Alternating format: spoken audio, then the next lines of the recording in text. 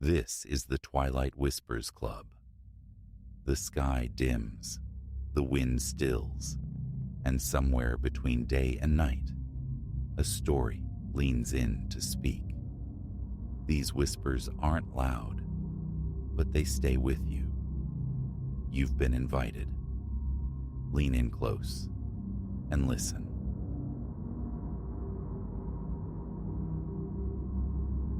The hours bled into one another, each minute a slow drip in the vast silence of the late shift. 20 minutes since the last ping from the rideshare app, and the city outside my windshield felt less empty than suspended, holding its breath. The usual late-night tapestry, flickering sodium lamps painting asphalt orange, the skeletal branches of trees clawing at the dark, felt different tonight, heavier. A stillness that pressed against the windows seeped through the vents. My thumb hovered over the go offline button, a familiar temptation. Then, illumination bloomed on the screen. Pickup, Silvana, distance, 2.7 miles. Destination, TBD, TBD. A cryptic flutter in the digital routine. Passengers usually charted their course, etching a line across the map. This felt untethered. Still, the silence was louder than caution. I accepted. The navigation guided me away from the city's faint pulse, toward its frayed edges. The pickup point materialized, not as a porch light or a humming storefront, but as a gash of unlit road bordering oblivion. No structures, no markers, just asphalt crumbling into unseen fields. My headlights carved twin tunnels through the absolute dark. The app chirped its arrival confirmation into a void. This had to be a phantom fare, a glitch in the network. As my finger found the cancel icon, a flicker of movement snagged the periphery of my beams. She stood just beyond the light's reach, a silhouette against deeper shadows. I eased the window down, the electric hum unnaturally loud. Silvana? The name felt strange on my tongue. A slow nod rippled through the darkness. She drifted towards the car, her approach measured, unhurried. Each footfall seemed deliberate, absorbed by the road. My knuckles whitened on the steering wheel. The click of the rear door opening splashed the cabin with feeble light, catching her face for an instant. Thin, unnervingly so, her skin possessing a moonlit, almost translucent quality. Jet-black hair hung in damp-looking strands, framing eyes that were less features than voids, pure, depthless black that swallowed the light. She settled into the back seat without a sound, pulling the door closed with a soft, final thump. "Evening," I managed, voice tight. "Where can I take you?" Silence answered. She drew the hood of her dark sweatshirt further over her head, her gaze fixed forward, aimed somewhere beyond the windshield, beyond the night itself. "Right," I muttered, the forced casualness thin. "Guess I'll just head onward for now." The app remained stubbornly vague, displaying only "on trip." Unsettling, but possible. The car felt instantly colder, the air thick with an unspoken tension. I thumbed the radio on, low classic rock murmuring into the space, but it felt like sacrilege, instantly swallowed by the profound quiet emanating from the back seat. Each glance in the rearview mirror confirmed her stillness, utterly immobile. Not the bored stillness of a passenger scrolling on a phone, but the absolute stillness of stone. Prickles traced the back of my neck. I felt her gaze, a heavy weight, even though her head never turned. Clearing my throat felt like shattering glass. So, Got a destination figured out? Or just keep going this way? The crossroads, she breathed, the sound barely disturbing the air, a dry whisper like autumn leaves skittering on pavement. Crossroads? I echoed, my own voice unnaturally loud. There are quite a few around here. Which one specifically? No reply. Only that unwavering, sightless stare. My grip tightened on the wheel again, knuckles aching. Focus on the road. Okay, the crossroads it is. We drove. The sparse lights of the town fringe vanished completely, leaving only the narrow path illuminated by my high beams, flanked by skeletal trees and yawning fields cloaked in shadow. The asphalt deteriorated, the car jolting over cracks and dips. With every furtive check of the mirror, my stomach coiled tighter. She hadn't moved a muscle. Her breathing, if she was breathing, was imperceptible. Late-night weirdos, I chanted internally, a flimsy mantra against the rising dread. Just another quiet fare. Then, her voice again, cutting through the engine's drone. Stop here. It wasn't a request. The command jolted through me, my foot slamming the brake reflexively.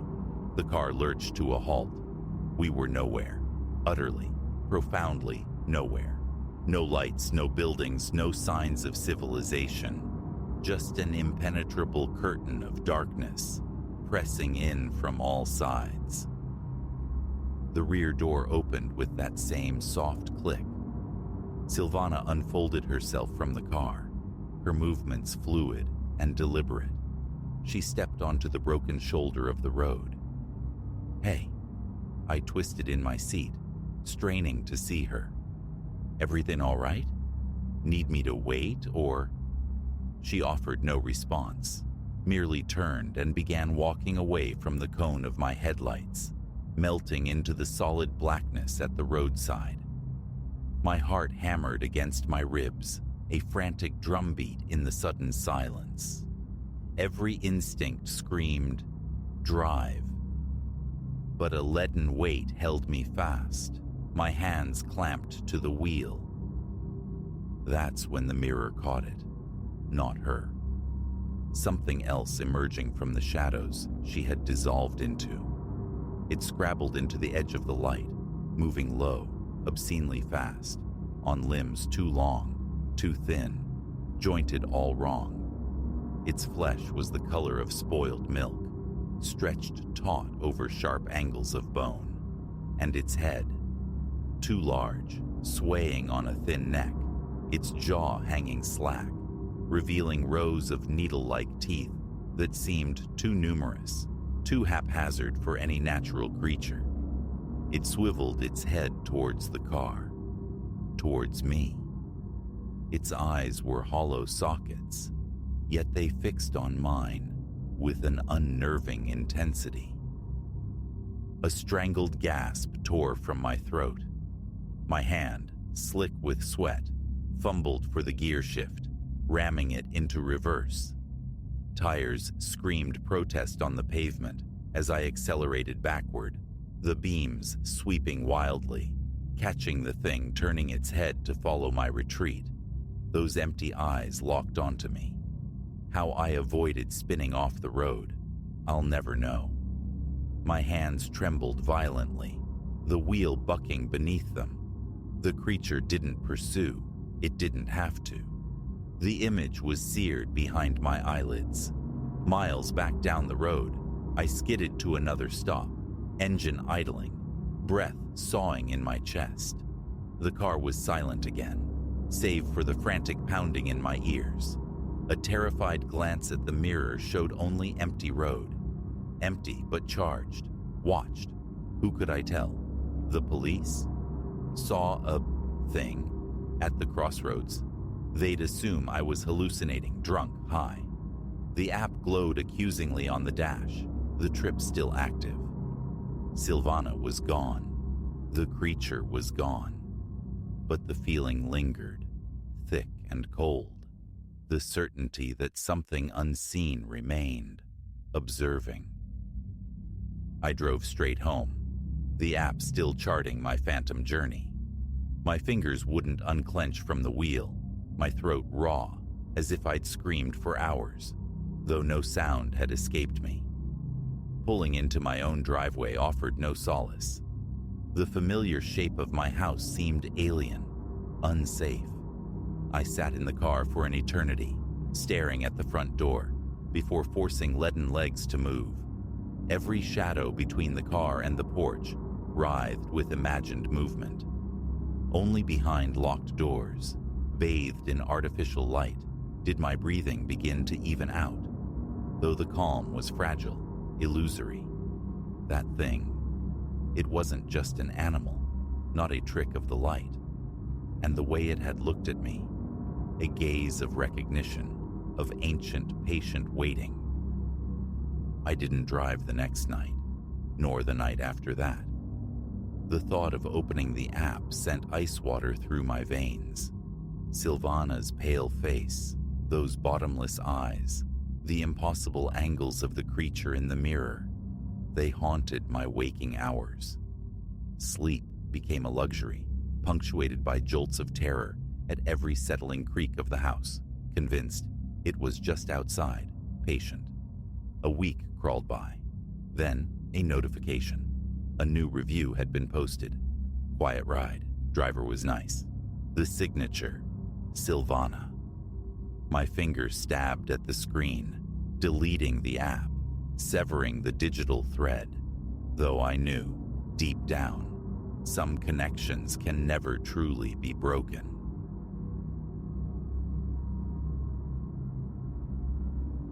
The echo of footfalls in the corridor. That's the memory seared sharpest from my second night within those antiquated walls. Unpacking had consumed the day, a Sisyphean struggle against cardboard ramparts, leaving me bone-weary and craving only stillness.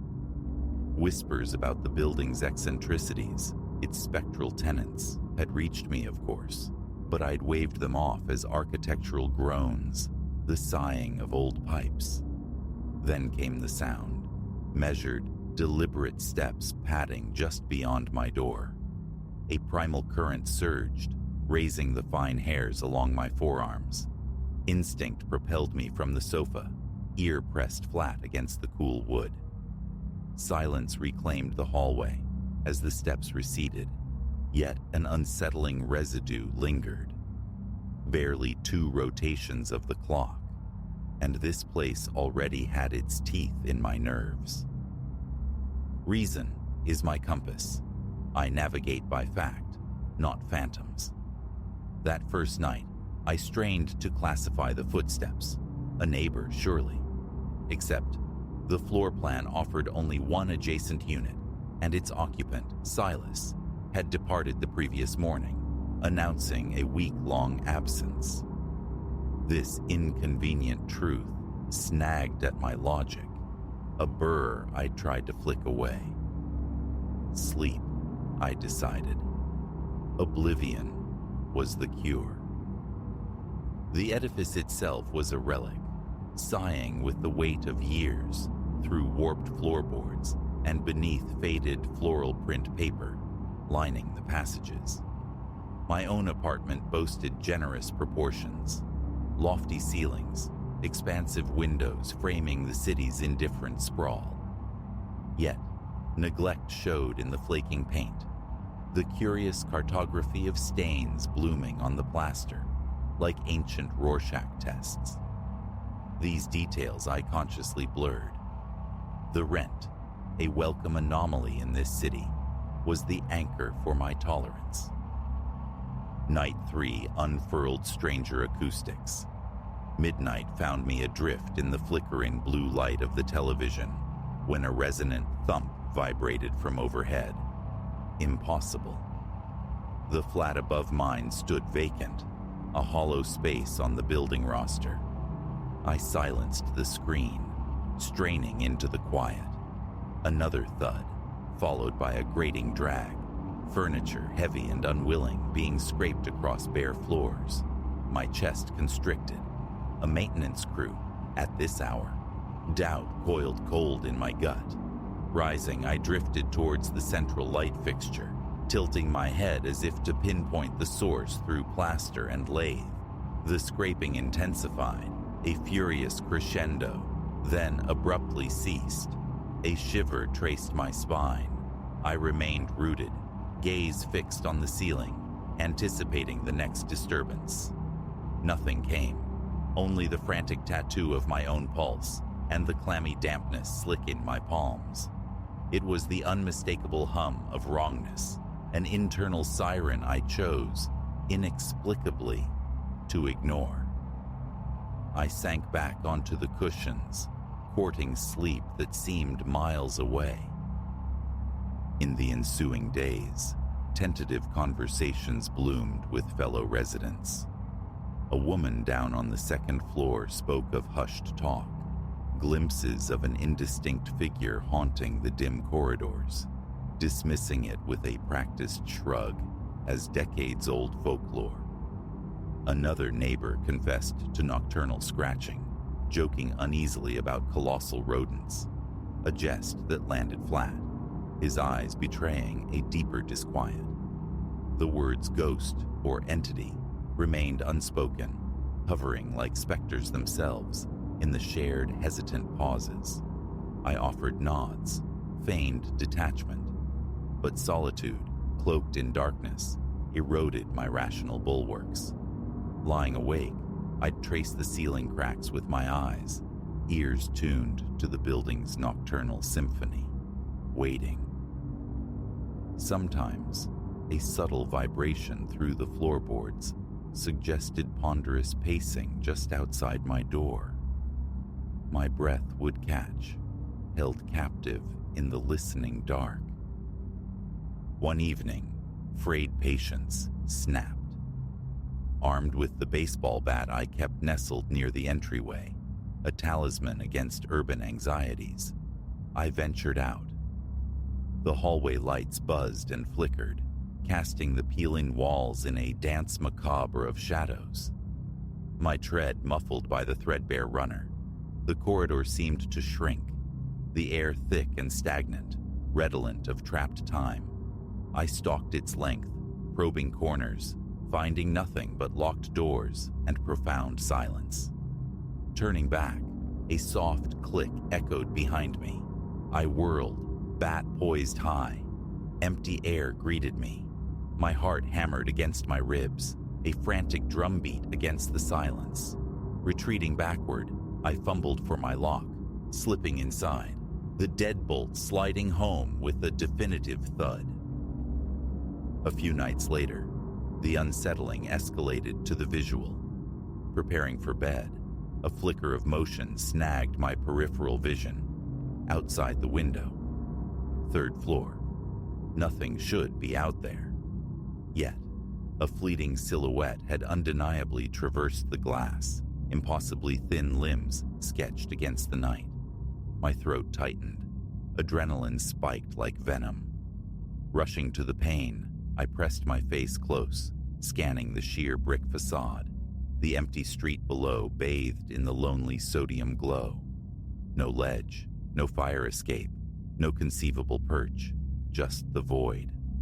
A shaky laugh escaped me, a trick of light, fatigue playing havoc, but the sensation of being observed, a cold weight between my shoulder blades, refused to dissipate. I drew the curtains tight, perched on the edge of the mattress, listening. An hour passed in sterile quiet. Just as sleep began its gentle pull, a violent slam against my front door ripped me back to wakefulness. Heart ricocheting, I snatched the bat again, creeping towards the living room, bare feet whispering on the hardwood. I strained to hear past the frantic pulse in my ears. Flipping the light switch, I blinked against the sudden glare. For a full minute, I stood sentinel, bat clutched tight, waiting for a follow-up assault. The peephole revealed only the familiar, deserted corridor. I rechecked the deadbolt, its security suddenly feeling fragile, and retreated to the bedroom, leaving a constellation of lights burning against the encroaching dark. Sleep that night was a shallow, restless thing. This became the rhythm of my nights: phantom footsteps, the scrape of unseen burdens, the occasional terrifying flash of that emaciated form beyond the glass. Always ephemeral, never fully resolved, each instance ratcheted up a primal dread, a certainty I was witnessing something fundamentally wrong. Something outside the established order of things. My rational mind scrabbled for purchase, conjuring explanations that felt increasingly flimsy against the weight of experience. One night, near the 2 a.m. nadir, inspiration struck: documentation. I positioned my phone on a small stand in the hallway, lens aimed to capture the expanse. Propping my apartment door ajar, I retreated to the living room armchair, monitoring the feed. 30 minutes dissolved into tense silence before the familiar sound emerged. Footsteps, faint, carrying an odd, wet quality, like bare soles on the worn carpet. I held my breath, eyes glued to the screen. The flickering bulb near the elevator cast long, dancing shadows, but the corridor remained empty. Then, a subtle warping near the far end, a momentary shimmer in the digital image.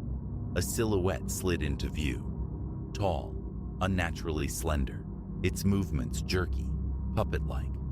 No features discernible, just a stark outline against the gloom before it slipped around the corner. A cold fist clenched around my lungs. Scrambling up, phone clutched tight, I flung open the door and plunged into the hallway. Gone. The recording showed nothing further. That sliver of footage became an obsession. I replayed it endlessly, magnifying, dissecting, seeking the glitch, the shadow play, the mundane explanation. But the shape held humanoid form, warped though it was, limbs elongated, head canted at an unnatural angle. Logic faltered. The whispered building legends resurfaced. Things that walked in shadow. Things that wore shifting skins. I had no name for it, only the chilling certainty of its presence and the visceral terror it ignited. Silas returned from his trip a few days later.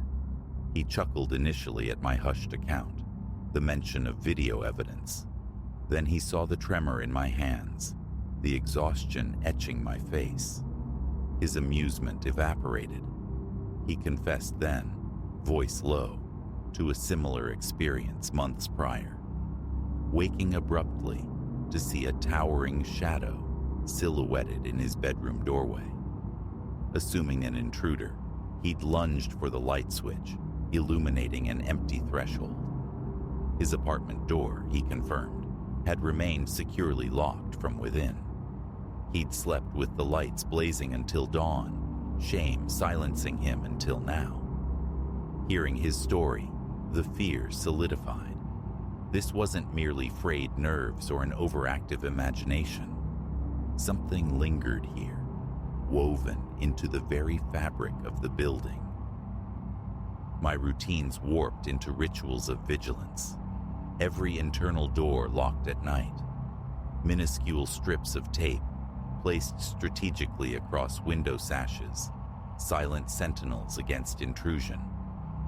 The phenomena persisted, unpredictable. The footfalls, the dragging sounds, twice more the brief heart-stopping appearance of the shape on my phone's camera. Each encounter left me breathless, hyper-alert. One evening, resolve hardened. I would confront it, or try. Settling into the living room darkness, illuminated only by a single low lamp, bat resting against the sofa cushion, phone poised to record. Around midnight, the slow tread began in the hallway. My knuckles whitened on the smooth wood of the bat. Breath hitched, tension coiling tight across my shoulders. My skin felt icy. Edging silently to the door, I peered through the fisheye lens. Nothing. Yet the footsteps persisted, faint but distinct, methodical. Cracking the door open, I raised the phone. The corridor light stuttered violently. A long, distorted shadow stretched along the opposite wall, cast by an unseen source, before melting away. Heart hammering, I stepped out, bat in one hand, phone beam cutting a swathe through the gloom. My legs trembled. My mouth was parchment dry. The footsteps seemed to retreat, drawing me towards the tarnished brass of the elevator doors at the corridor's end, its panel lights dim embers. They stopped. I swept the flashlight beam across the empty space. Then, behind me, a soft, dry scrape. I spun. Nothing. Just the oppressive silence and the frantic thrumming in my ears. Backing away, scanning both directions, my flashlight beam flickered, threatening to die. A susurrus, like breath impossibly close to my ear, brushed past. No words, just intimate, chilling air. I lashed out blindly with the bat, connecting only with the stale hallway atmosphere. Gasping, I scrambled back to my apartment, slamming and bolting the door, hands shaking uncontrollably. Sleep was a forgotten country. The pattern became undeniable. This presence engaged in a perverse game. It revealed itself only in fragments, a sound, a shadow, a fleeting glimpse, always withdrawing before full apprehension, leaving behind only a residue of profound unease, the constant prickling sensation of being watched. Patience frayed into raw nerves. Evenings became dreaded territories, the setting sun a harbinger of potential encounters. Sleep migrated to daylight hours. Night transformed into a hypervigilant watch. A weekend visit to the building superintendent, Mr. Abernathy, yielded little solace. An older man, weathered by the building's long history, he met my concerns with a weary shrug. Yes, reports surfaced periodically, he conceded. Vague accounts from tenants past. Nothing concrete, ever. Old buildings have their idiosyncrasies, he'd murmured, pivoting the conversation to impending maintenance inspections. I left his office feeling dismissed, adrift. Acceptance, or willful ignorance, seemed the prevailing ethos among the long-term residents. That very night, the footsteps returned, bolder. They paced directly outside my door, back and forth, a relentless patrol. I stood rigid in my living room, phone recording, lights blazing, bat within arm's reach. My breath came shallow, each muscle taut. The pacing continued for a full minute, then paused. Abruptly, the doorknob rattled, a sharp metallic jangle that sent a jolt through me. I aimed the phone at the door, sweat tracing cold paths down my spine. The rattling ceased. Silence descended, thick and heavy. Hesitantly, I crept closer, pressing my ear to the wood. A faint, dry scratching commenced, like fingernails or claws tracing patterns on the other side. My heartbeat thundered, a deafening roar in my own ears. My recording hand trembled. Seconds later, the scratching stopped. I twisted the deadbolt, confirming its locked state, then remained frozen, listening for 10 minutes that stretched into an eternity. Nothing more. Later, the recording confirmed every sound, the measured steps, the violent rattle, the insidious scratching. But visually, The hallway camera feed showed only the empty, flickering corridor. That was the fracture point. Rationality insisted something tangible was occurring, yet the evidence remained stubbornly spectral. No human intruder, no mundane animal could operate with such uncanny elusiveness. Trapped, with no logical framework to contain the experience, I felt my grip loosening. Now, each night is a campaign of small defenses. Locks secured, flashlight and bat within reach, phone perpetually recording ambient sound, a desperate bid for definitive proof. The thought of breaking the lease surfaces, only to founder on the rocks of financial reality. Silas, across the hall, sometimes shares a look, a murmured comment about the night's noises. We trade dark jokes about our phantom tormentor, the humor a thin veneer over shared dread. The tall, gaunt shape hasn't materialized outside my window recently, but its absence offers no comfort, only a sense of temporary reprieve. Every creak of the floorboards, every flicker of the ancient wiring, sends my muscles into coiled readiness. Relaxation is a forgotten luxury. The nights yawn, cavernous and watchful. The building itself seems to hold its breath. I don't know the nature of the thing that walks these halls, but its awareness of me feels absolute. It knows my routines, my fears. It understands the slow erosion of sanity. This grim hide-and-seek continues in the shadowed corridors, a constant reminder that some phenomena resist explanation, defy reason. And so I wait, armed with inadequate defenses, wood, light, and locked doors, wondering when, not if, it will finally test the threshold. For now, it remains just outside, a patient, terrifying presence in the dark.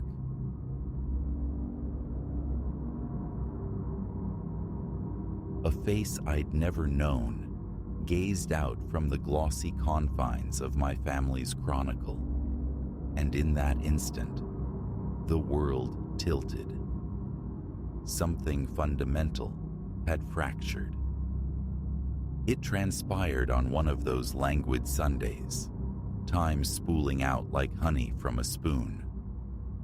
Engaged in the archaeological dig of my closet, a task deferred through countless seasons, my fingers brushed against the worn spine of the leather-bound album, Elspeth's Legacy, my grandmother's trove of captured moments, dormant since her passing. A tide of wistfulness pulled me toward the deep embrace of my reading chair, the album a weighty testament on my lap. Its familiar exhalation, dust and cured hide, rose as I breached the cover, anticipating the echo of remembered smiles. But the portal opened onto dissonance, where my parents should have stood, poised on the cusp of their shared life. Two utter strangers occupied the frame, a woman swathed in white, a man stiffly suited, the archetypes correct, the faces utterly alien. My vision blurred, refocused, an optical illusion. Forgotten cousins dredged from genealogy's obscure depths. Wishful thinking evaporated as I turned the page. Page after brittle page delivered the same impossible substitution. Birthdays illuminated by unfamiliar candles, summer holidays populated by phantoms, festive gatherings hosted by specters. My family, excised. These interlopers stood in their stead, inhabiting the landscapes of my past. The precise geometry of our porch swing, the sun-drenched expanse of Elspeth's farm, the curve of the bay, where sand met sea. Each photograph, a betrayal. My bewilderment curdled into a cold dread. It wasn't merely replacement, it was usurpation, executed with terrifying finesse. The strangers belonged in these moments.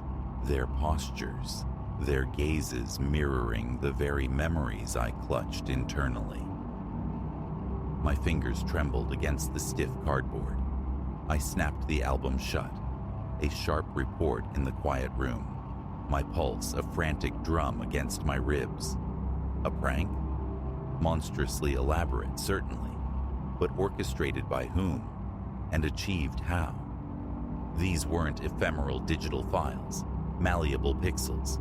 They were tangible artifacts, silver halides fixed decades ago. Instinctively, I reached for my phone, Celia's name poised beneath my thumb. Assurance was just a call away, yet a paralysis gripped me. What if her reality aligned with this forgery? What if, to Celia, these unknown faces were kin? The notion was glacial, settling deep in my bones. The phone remained untouched. Setting the phone aside, I compelled myself to confront the artifact again, scrutinizing each tableau with forensic intensity. Discrepancies began to surface, minute tears in the fabric of the illusion. A child on a sun-bleached shore sported a t-shirt emblazoned with a logo, birthed years after the photograph's supposed vintage. The chrome fender of a distinctly modern vehicle peeked from the periphery of a scene, ostensibly captured in the bell-bottomed 70s. These jagged edges of impossibility, proof of artifice, offered no solace. Instead, the disquietude intensified, morphing into a vertigo, as if the very bedrock of the world was becoming porous. The remaining daylight hours dissolved into a meticulous cataloging of incongruities, my notebook filling with frantic script. As dusk bled through the windows, exhaustion hammered behind my eyes, yet clarity remained elusive. Sleep offered no refuge. Darkness brought only the procession of unfamiliar smiles imprinted onto the landscapes of my youth. Dawn broke gray and uncertain, but within me, a fragile resolve had crystallized. Answers were needed. My parents, Miriam and Thomas, resided just across the sprawling town. Their memories must surely hold the key. The album, now feeling less like a treasure and more like evidence, was clutched tight against my chest as I drove. I appeared on their doorstep without warning. Miriam opened the door, her customary warmth dimming slightly at the sight of my drawn face. "Ilara, is everything all right, dear?" she asked, guiding me into the familiar hallway. Words failed me. Instead, I presented the open album, pointing to the genesis of my turmoil, the wedding portrait. Her response shattered my expectations. No bewilderment, no flicker of confusion, just a soft smile of reminiscence. "Ah, yes," she murmured. "Your father was a bundle of nerves," nearly mumbled his way through the vows. Ice water sluiced through my veins. I flipped frantically to a birthday scene, a riot of childish faces. And this? These children. My voice was thin, brittle. Miriam chuckled. "Why, that's you, darling, turning 10. And look at Celia pouting. So put out it wasn't her celebration." I stared, uncomprehending. The faces bore no resemblance to us. How could she not perceive the difference? The subsequent hour was a desperate pilgrimage through the pages, my agitation mounting with each placid identification she offered. When Thomas arrived, finding me near tears, repeating, "These aren't us. These aren't our memories," they exchanged the weighted glances of concerned parents. Gently, my father suggested overwork, the mind's peculiar susceptibility to stress. Perhaps a rest, a visit to Dr. Arden. I departed their house adrift in a fog thicker than any morning mist. If Miriam and Thomas, the anchors of my history, perceived only normalcy, what did that signify? Was the fault mine? Had my own recollections fractured, replaced by phantoms? The ensuing weeks blurred into an obsessive cycle. The album became my constant companion. Comparisons with loose snapshots yielded only more images of the usurpers. Tentative inquiries sent out to the extended branches of the family tree, to old acquaintances, returned echoing the same refrain. The faces were correct, familiar, ours. A private investigator, discreet and thorough, delved into public records and archives, only to report back, apologetically, that his findings corroborated the photographic narrative. The family depicted therein was, according to all available documentation, my own. As weeks bled into months, the insidious tendrils of self-doubt tightened their grip. Perhaps I was mistaken. Perhaps these strangers were indeed my lineage, their faces obscured in my mind by some inexplicable mental schism. I hovered on the precipice of surrender, ready to accept this bewildering new reality. Then, illumination arrived in the mundane setting of a corner cafe. The album lay open on the small table, its pages a familiar torment. An elderly woman, perched nearby with her tea, leaned conspiratorially closer, her gaze fixed on the wedding portrait. "Goodness me," she breathed, a fragile smile touching her lips. "I haven't thought of the Hawthorns in an age. How is it you know Arthur and Evelyn?" Time seemed to stutter. "The Hawthorns," I echoed, my pulse leaping. She nodded, tapping a delicate finger on the man's likeness. "Arthur and Evelyn Hawthorne lived next door to my sister back in the 70s. Such a dear couple." A gasp escaped me, sharp and involuntary. Validation, concrete external proof that my eyes did not deceive. Mrs. Gable became my oracle.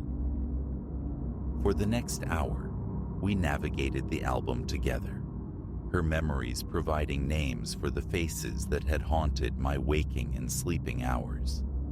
She recognized others scattered through the years, neighbors, colleagues, distant acquaintances of the Hawthorns. Bolstered by this breakthrough, I plunged back into the labyrinth. Following the threads Mrs. Gable had provided, I sought out those she had named, painstakingly assembling fragments of disparate lives. What emerged was a truth more baroque and unsettling than any fiction. Histories intertwined, timelines impossibly merged. The photographs were authentic captures of real individuals leading real lives, yet woven together into a tapestry that told a story utterly false. But the fundamental questions persisted, echoing in the quiet spaces. The why and the how of this meticulous deception. Who possessed the motive, the means? And why was I the sole witness to the seams in reality? Perhaps complete understanding is a shore I will never reach. To this day, Miriam, Thomas, and Celia gaze upon those photographs and see reflections of themselves, of us. The album now resides in the shadowed depths of my closet, a tangible paradox, a monument to the mutable nature of recollection and the disconcerting pliability of the real. Occasionally, under the cloak of late night, I retrieve it. The faces of the Hawthorns and their cohort are now etched into my own memory, familiar specters. They have become, in some strange sense, a phantom lineage, their lives running parallel to the one I thought I knew. And persistently, the disquieting thought surfaces. If these cherished moments, these foundational memories, could be so comprehensively rewritten, what other certainties in my existence might be equally illusory? In a world where even the captured image can perjure itself, what remains unimpeachably true? The album endures, less a collection of photographs than a persistent enigma, urging vigilance, demanding scrutiny, whispering that the most profound dislocations might be those staring back from the heart of our own history.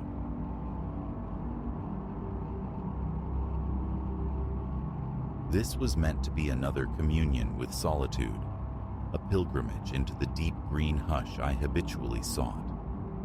Countless times before, I'd surrendered to the woods, alone, chasing that specific tranquility birthed only where civilization's clamor dies. The forest held no terror for me. Its profound stillness was a balm, clearing the mind's accumulated static. Yet, that particular day whispered differently. A subtle tension hummed beneath the quiet, the ancient trees seeming suddenly attentive, the very air possessing an uncharacteristic weight. An intuition brushed against me, disregarded, my first failing. I'd unearthed the path online, a supposed cartographer's secret, seldom trod. Precisely the seclusion I craved. No hiker's echoes, no forced pleasantries, merely the percussion of my boots against earth and the sibilance of wind through foliage. The trailhead itself was an afterthought, a rumor confirmed by a meager plank of wood, nearly swallowed by ambitious greenery. No designated parking, just a scuff of gravel beside the asphalt ribbon where my car rested. My pack was light, intentions modest. A few hours immersed, then return. Initially, the trail behaved, a slender artery of packed dirt navigating the timbered veins, ascending and descending gentle slopes. The woods pressed close, titanic trees interlocking branches far overhead, weaving a dense canopy that fractured sunlight into scarce, shimmering coins. It was serene, profoundly quiet, the specific brand of silence that invariably settled my soul. But perhaps an hour dissolved, and an aberration began. The path, once distinct though narrow, started to bleed at the edges. The defined dirt surrendered, blurring into the undifferentiated tapestry of the forest floor. My first thought, a misstep, a deviation from the true way. Yet, halting, scanning the encompassing woods, revealed nothing. No fork, no alternative route. Only trees, immense and indifferent, radiating outwards into infinity. A coolness, deeper than shade alone could explain, permeated the air. The light filtering from above seemed leached of its warmth, as though the sun had retreated behind an unseen veil. My phone, predictably, displayed only mocking emptiness.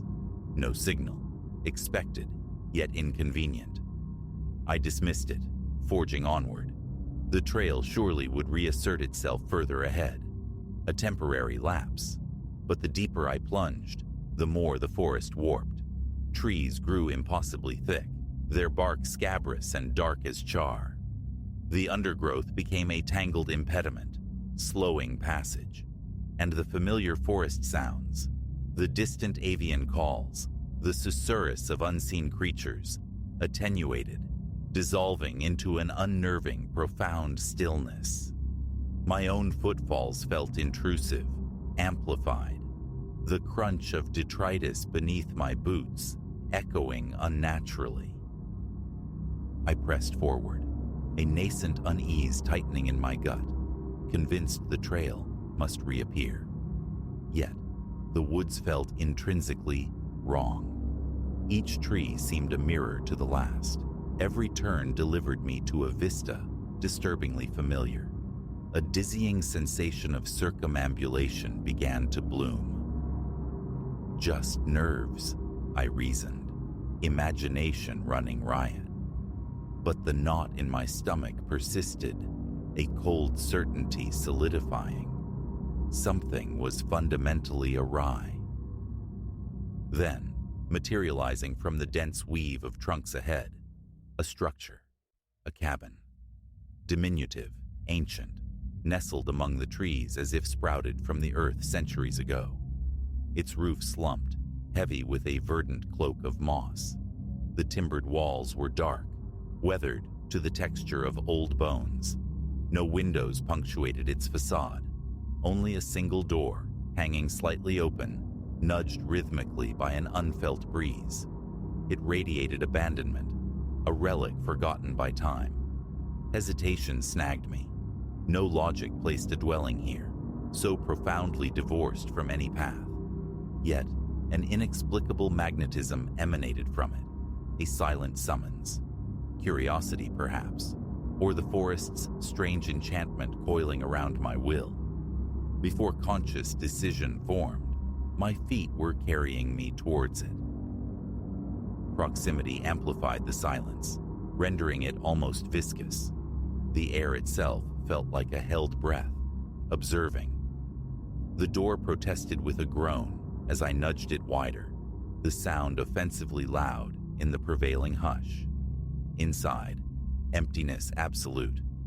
A thick shroud of dust carpeted the floorboards, undisturbed. The air hung heavy, saturated with the scent of mildewed wood and slow decay. Nothing. No furniture, no remnants of habitation, just four walls and a sagging ceiling that seemed to press inwards. I cannot articulate why, but the sheer vacancy of the place sent an icy tremor down my spine. It wasn't merely the chill, musty air. It was an undeniable residue, a palpable sense that something had resided here, and perhaps still did. Watching, waiting. I retreated, backing out through the doorway, my pulse a frantic drum against my ribs. The forest outside seemed to have drawn closer, the silence now oppressive, suffocating. Escape became an imperative. Now. I turned, attempting to retrace my route with urgent strides, but the woods resisted recognition.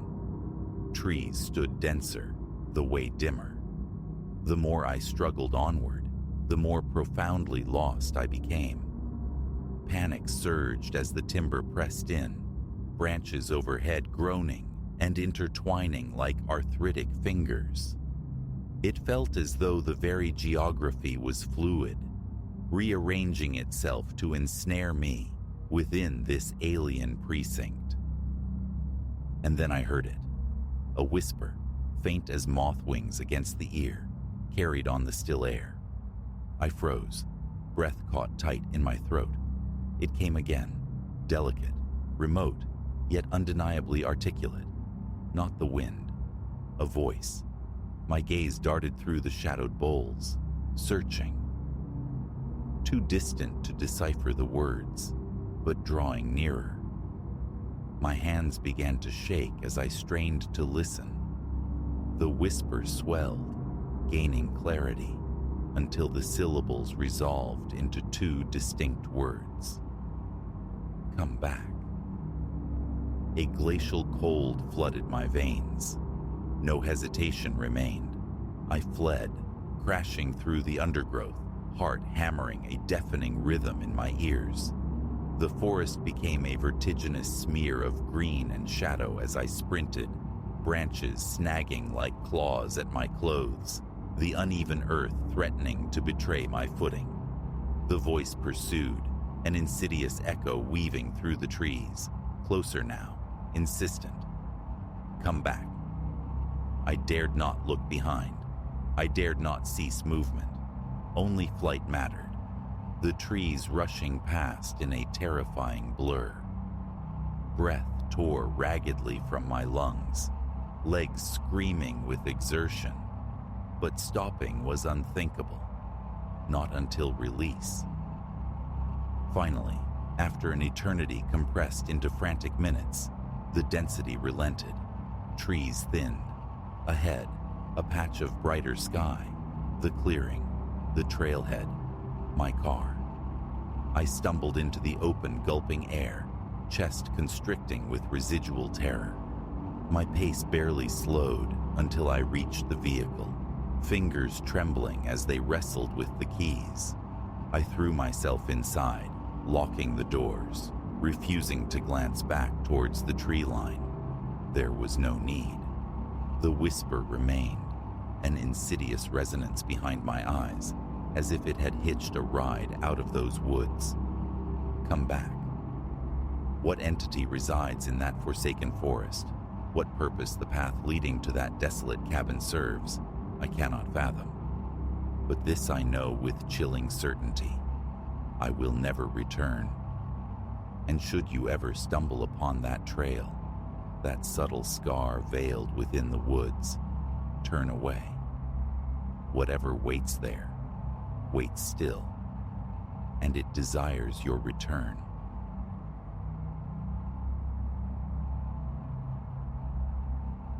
The first time the man materialized at my kitchen table, reality frayed at the edges. Midnight bled through the window panes, pooling around the exhaustion, settled deep in my marrow after a shift that felt like a lifetime. I was adrift in that weary space between wakefulness and collapse, scrubbing at my eyes, craving nothing more than sustenance and oblivion. But there he sat, ensconced with unnerving ease, a chipped mug cradled in his hands, as if he belonged, as if he'd always been there. Havenwood Creek is the kind of town where stillness is the loudest sound. We orbit each other quietly, lives neatly contained. This little rental, mine for 2 years now, has secrets I know by heart. The floorboard that groans like an old man by the sink, the sighing complaint of the ancient plumbing, and the deadbolt I knew, with the certainty of muscle memory, that I had thrown it before walking out into the evening. His presence, therefore, wasn't just unexpected. It was an icy violation, a shard of impossibility lodged in the mundane. I stood frozen in the threshold shadow, my mind stuttering, struggling to reconcile the sight. He glanced up, his awareness of me blooming slowly, deliberately. Older, perhaps late 40s, salt dusting his beard, clad in the unassuming uniform of denim and plain cotton.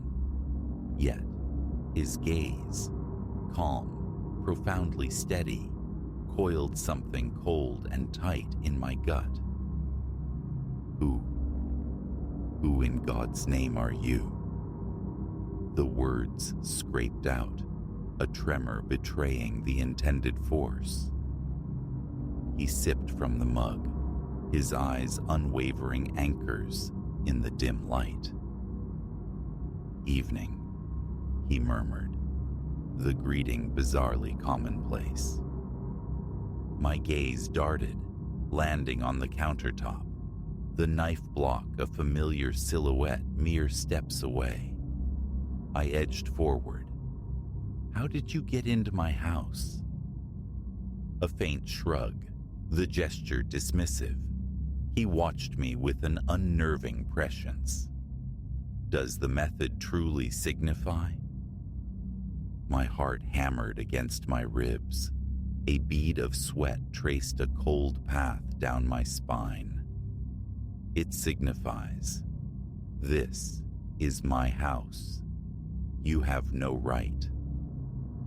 He placed the mug down with quiet precision, folding his hands on the worn tabletop.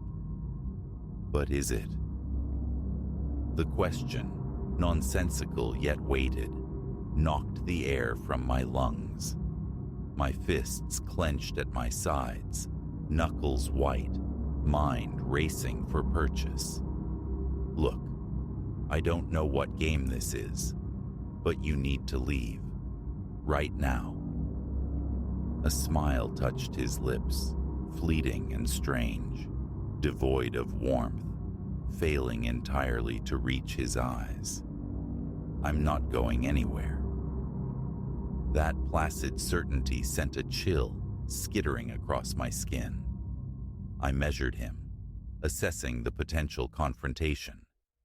He wasn't imposing, yet an immovability radiated from him, as if he were rooted to the very floorboards. Another hesitant step brought me closer to the counter, my fingers twitching, yearning for the cold steel in the drawer. He saw it. "That won't avail you," he stated, his voice still a low, even current. My hand froze inches from the handle. "What is it you want?" He tilted his head, a thoughtful gesture. "I merely wish to see you."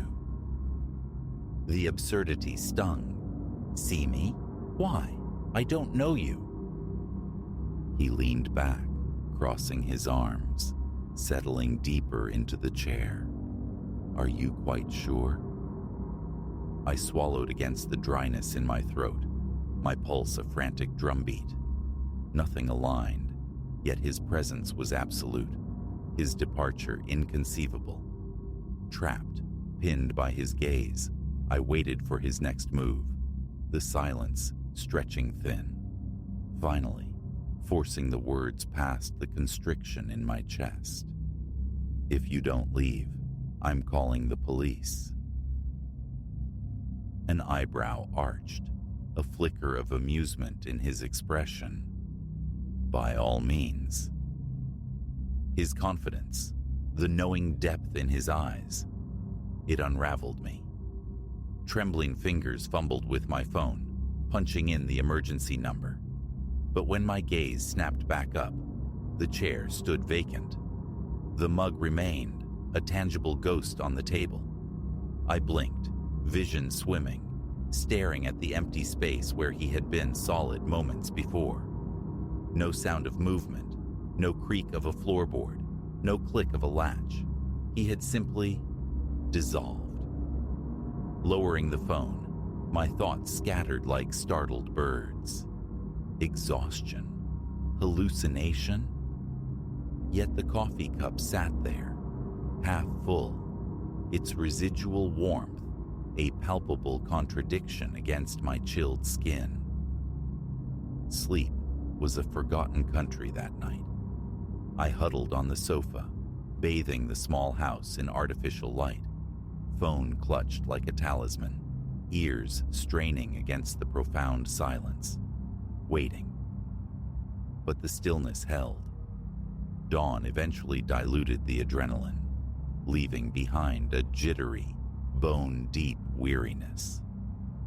By daylight, I'd almost woven a tapestry of denial, a drifter perhaps, a momentary lapse in my perception. He wouldn't return. He did. The following night, the familiar weight of fatigue pressing down, I pushed open my door to find him seated in the same chair, bearing the same unnervingly placid expression. "You returned," he observed, as if confirming a known appointment. I halted, momentum dying, nausea churning low in my belly. "What do you want?" The question emerged as a ragged whisper. That peculiar smile flickered again, only to converse. "About what?" He gestured to the empty chair opposite him. "Sit." I remained rooted. Every nerve ending screamed flight, escape, alarm. Yet he simply waited, his patience an invisible tether, his certainty absolute. With leaden reluctance, I crossed the small space and sank into the chair, my body coiled tight, poised for instant retreat. He leaned forward, elbows resting on the table, bridging the space between us. "Do you know who I am?" A shake of my head, the motion stiff. Swallowing was difficult. No, and I don't care to.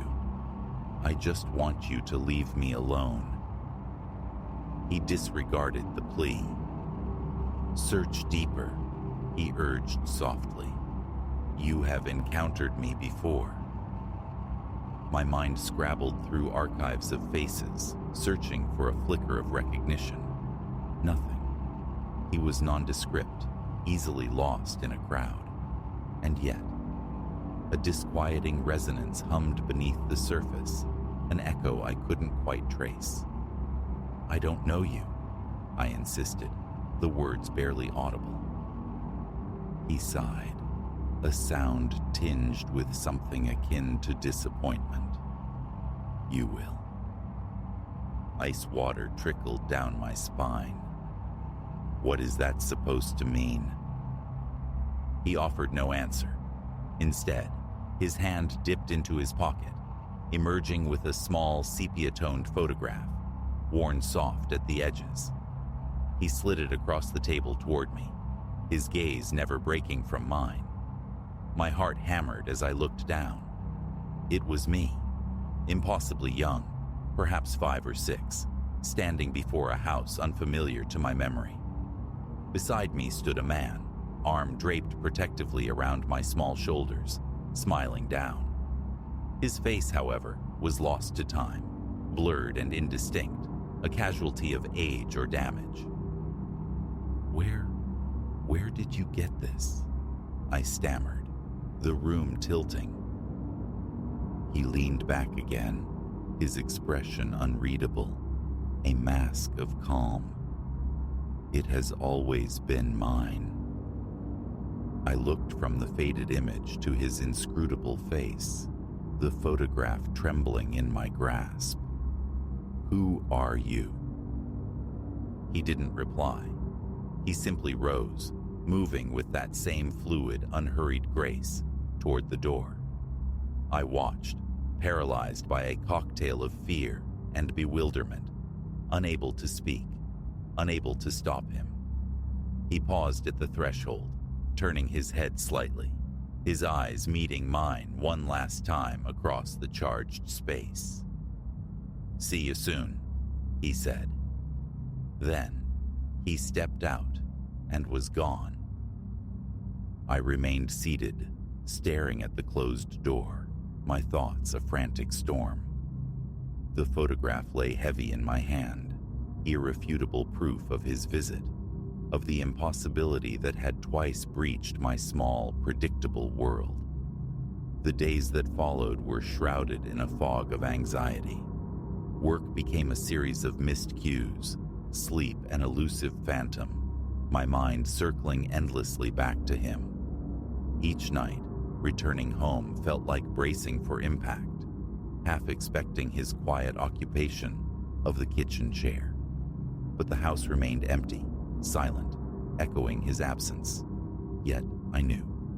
It was a cold, hard certainty that had taken root in my bones. He would be back. I could feel him, somewhere out in the quiet dark of Havenwood Creek, waiting. And every time my fingers brushed against the worn edges of the photograph, the dread returned, sharp and visceral. He was coming back.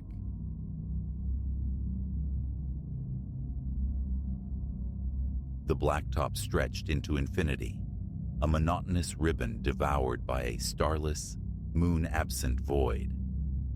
My car, a solitary capsule of humming metal, sliced through the profound stillness of the late hour, its low beams carving a hesitant path through the dark.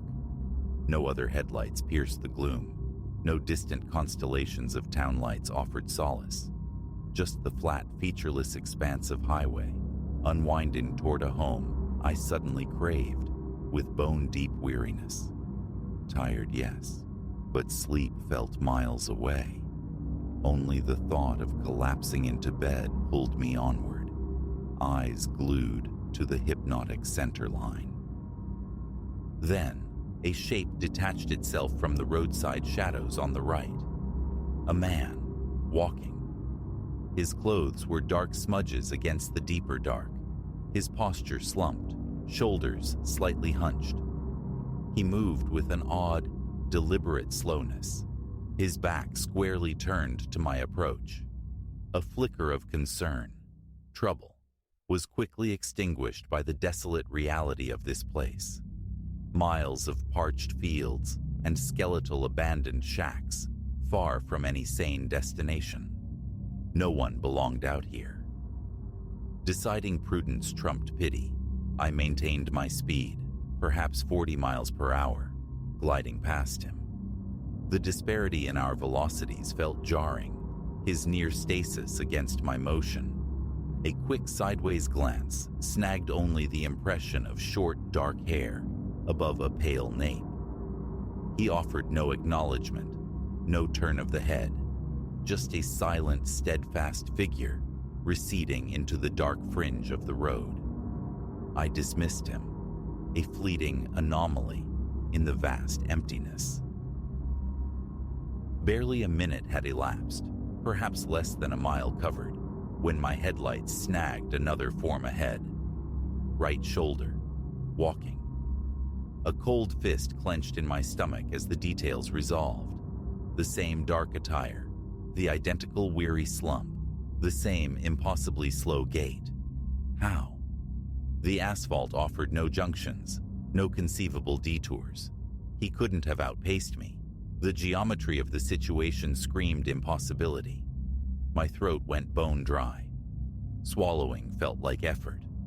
Gripping the wheel tighter, I eased my foot slightly off the accelerator. This time, as I drew parallel, I cracked the window, straining to hear anything over the engine's thrum. Silence answered. He just walked. I noted the frayed look of his trousers, the insubstantial appearance of his jacket. His shoes, coated in dust, bespoke a long journey, yet there was no sheen of sweat on his neck. No ragged breath hinted at exertion. Still, stubbornly, only the back of his head, that short dark hair, the curve of his shoulders beneath the thin jacket. I accelerated past him again, pushing 50, my gaze flicking nervously to the rearview mirror. Nothing but receding road. The fields on either side remained inert, empty. Reaching for the radio yielded only a burst of harsh static, an electronic shriek against the silence. I killed it, the engine's drone suddenly feeling inadequate as company. My heart had picked up a frantic tempo. A surprising dampness beaded on my forehead. I swiped at it with my sleeve. Reason struggled against the rising tide of unease. Fatigue, surely. A trick of the light. A bizarre coincidence. Two men, dressed alike, walking the same desolate stretch. I forced deep breaths, commanding calm, focusing on the painted lines rushing beneath my wheels.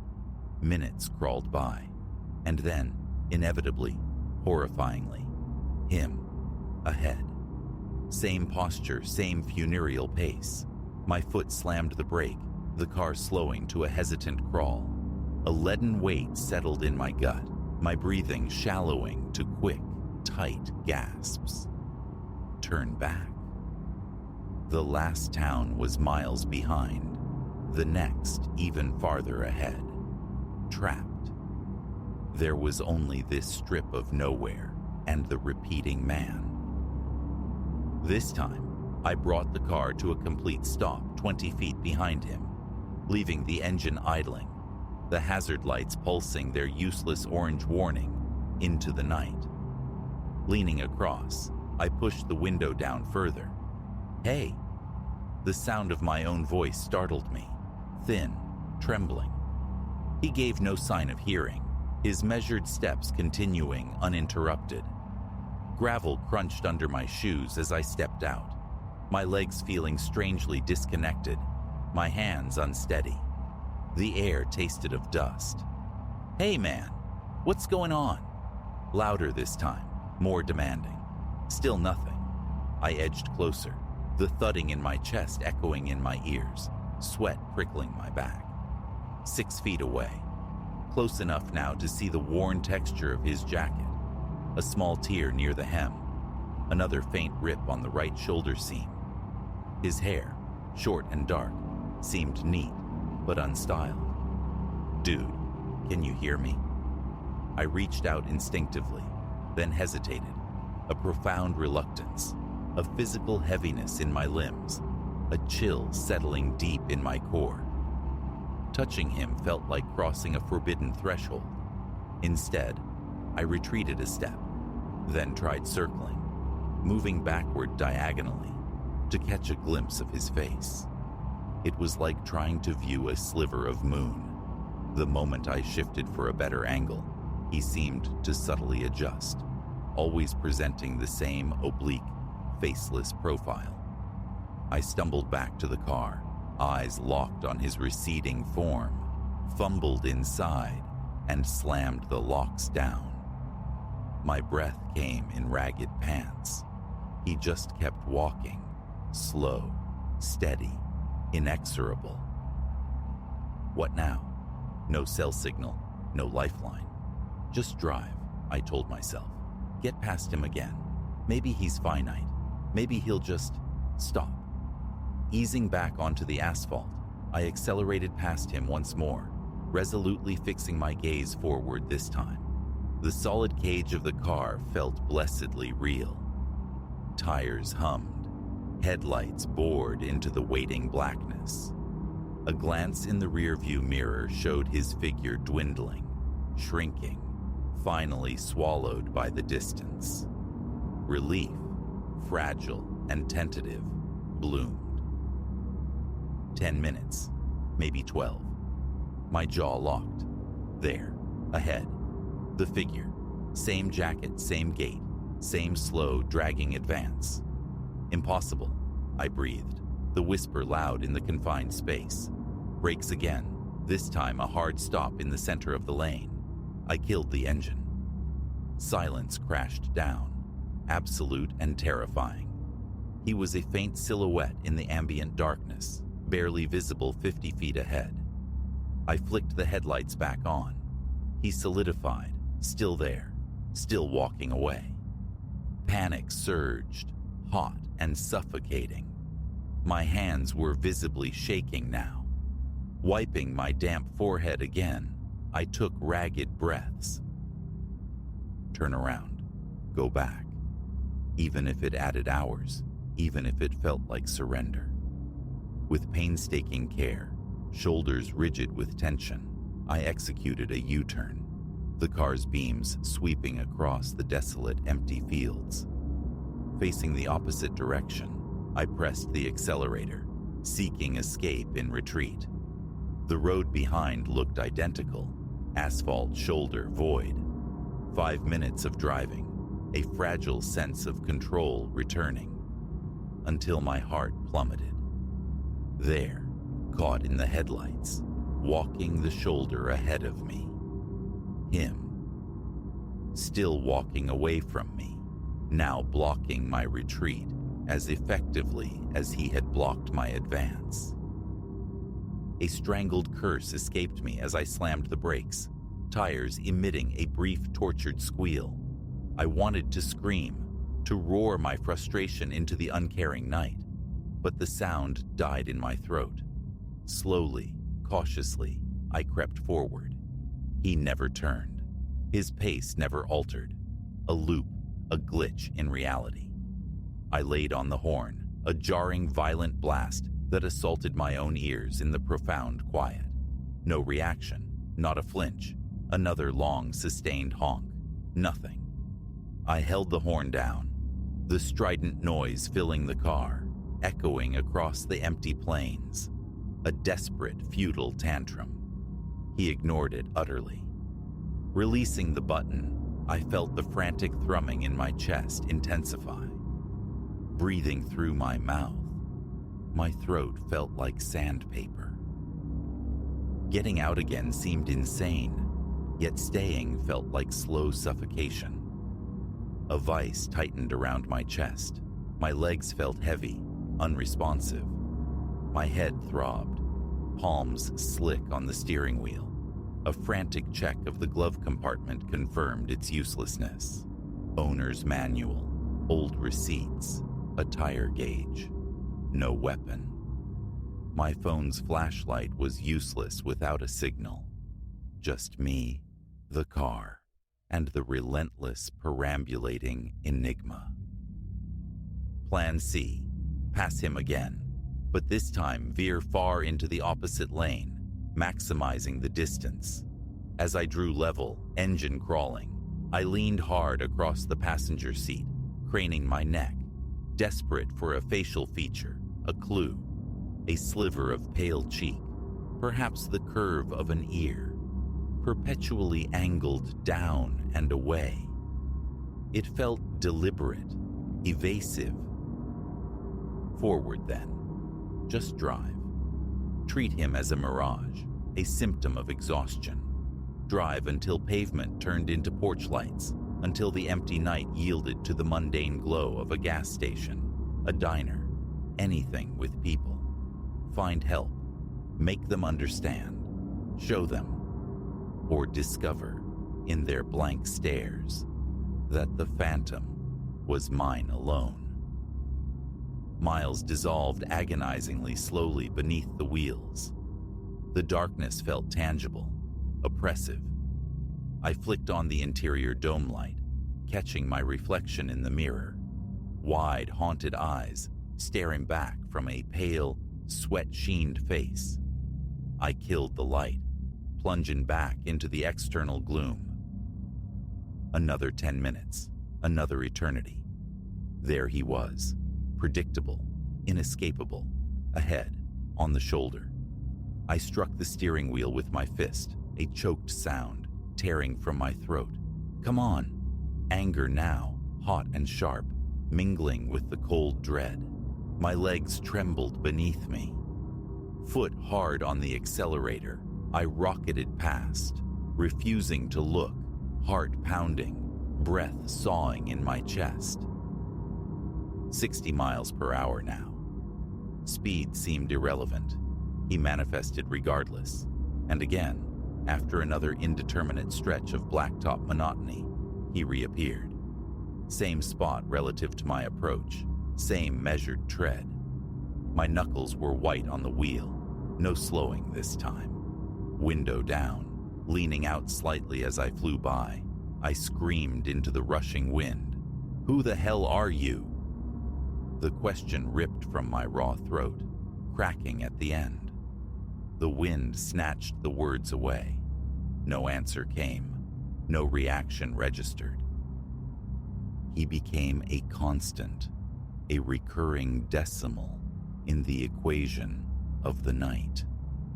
Every few minutes, there he was, identical, unchanging, untiring, a perfect, horrifying loop. Stop and wait for dawn, hours away, trapped in the dark with him? Unthinkable. Leave the car, strike out into the fields. Into what? Unknown terrain, unseen hazards, absolute isolation. Radio again, static. Phone, still no bars. Battery life mocking its uselessness, utterly alone. I tried turning around again, then driving forward, testing the boundaries of this nightmare. Forward until he appeared. U-turn. Drive back until he appeared again. Always ahead. Always walking in my direction of travel. Always oblivious. An hour, maybe more, bled away in this surreal ballet. Exhaustion gnawed at me, deep and profound. Shoulders screaming with tension, eyes burning from staring into the hypnotic darkness. Heart still racing, mouth parched.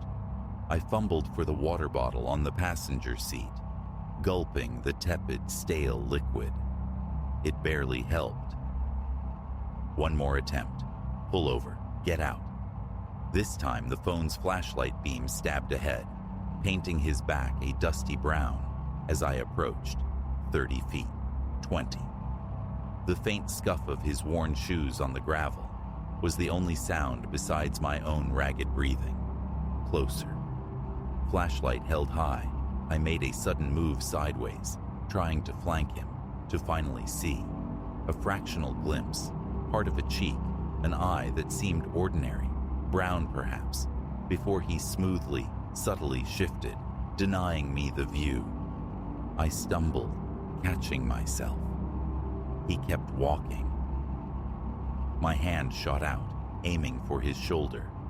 Fingers brushed coarse, worn fabric, real, tangible, then closed on empty air. He seemed to glide forward just enough, an impossible instantaneous micro-adjustment. Lunging again, arm outstretched, I grasped nothing, nearly pitching forward onto the gravel. Panic seized me, cold and absolute, chest constricting, breath catching. I spun, scrambled back to the car, slammed the door, thumbed the lock, checked the mirror, empty road behind, whipped my head forward. There he was, ahead, still walking. Trapped, body aching, mind frayed. There was nothing left but to drive. Toward him. Again. Closer, closer, then swerving left, passing him, keeping my eyes locked on the vanishing point ahead. For the next hour, I drove. He appeared. I passed, appeared, passed. A rhythm of dread. I stopped looking for him, focusing instead on the white lines, the speedometer needle, the reassuring vibration of the wheel. Just keep moving. Hope for a break in the pattern, a change in the endless night. Then, almost imperceptibly, the quality of the darkness shifted. The impenetrable black yielded to a deep, bruised purple at the eastern horizon. Dawn. Tentative, fragile, but undeniably arriving. The oppressive weight began to lift, and I realized with a sudden heart-stopping clarity that the shoulder ahead was empty. He wasn't there. I drove on, the nascent light spreading like watercolor across the fields. In the distance, a structure took shape, low-slung, isolated. A gas station, a derelict rest stop. Hope surged, raw and desperate. I pressed the accelerator, hands trembling violently now. Pulling up to the dilapidated building felt like reaching shore after drowning. The sun was a red smear below the horizon. The terrifying intimacy of the night had finally broken. Stepping out on stiff, unsteady legs, drained and hollow, I found a payphone inside, miraculously functional. I called a friend, mumbled something about car trouble, asked them to come. Waiting beside my car, scanning the now empty highway, the silence felt different, vacant, not menacing. Who or what the figure had been, how he had defied space and time, remained unanswered. I didn't need answers. The receding darkness, the promise of the rising sun, the simple fact of his absence, that was enough. Relief washed over me, cold and vast. It was over. That road, however, would remain untraveled in the lonely hours of my future nights.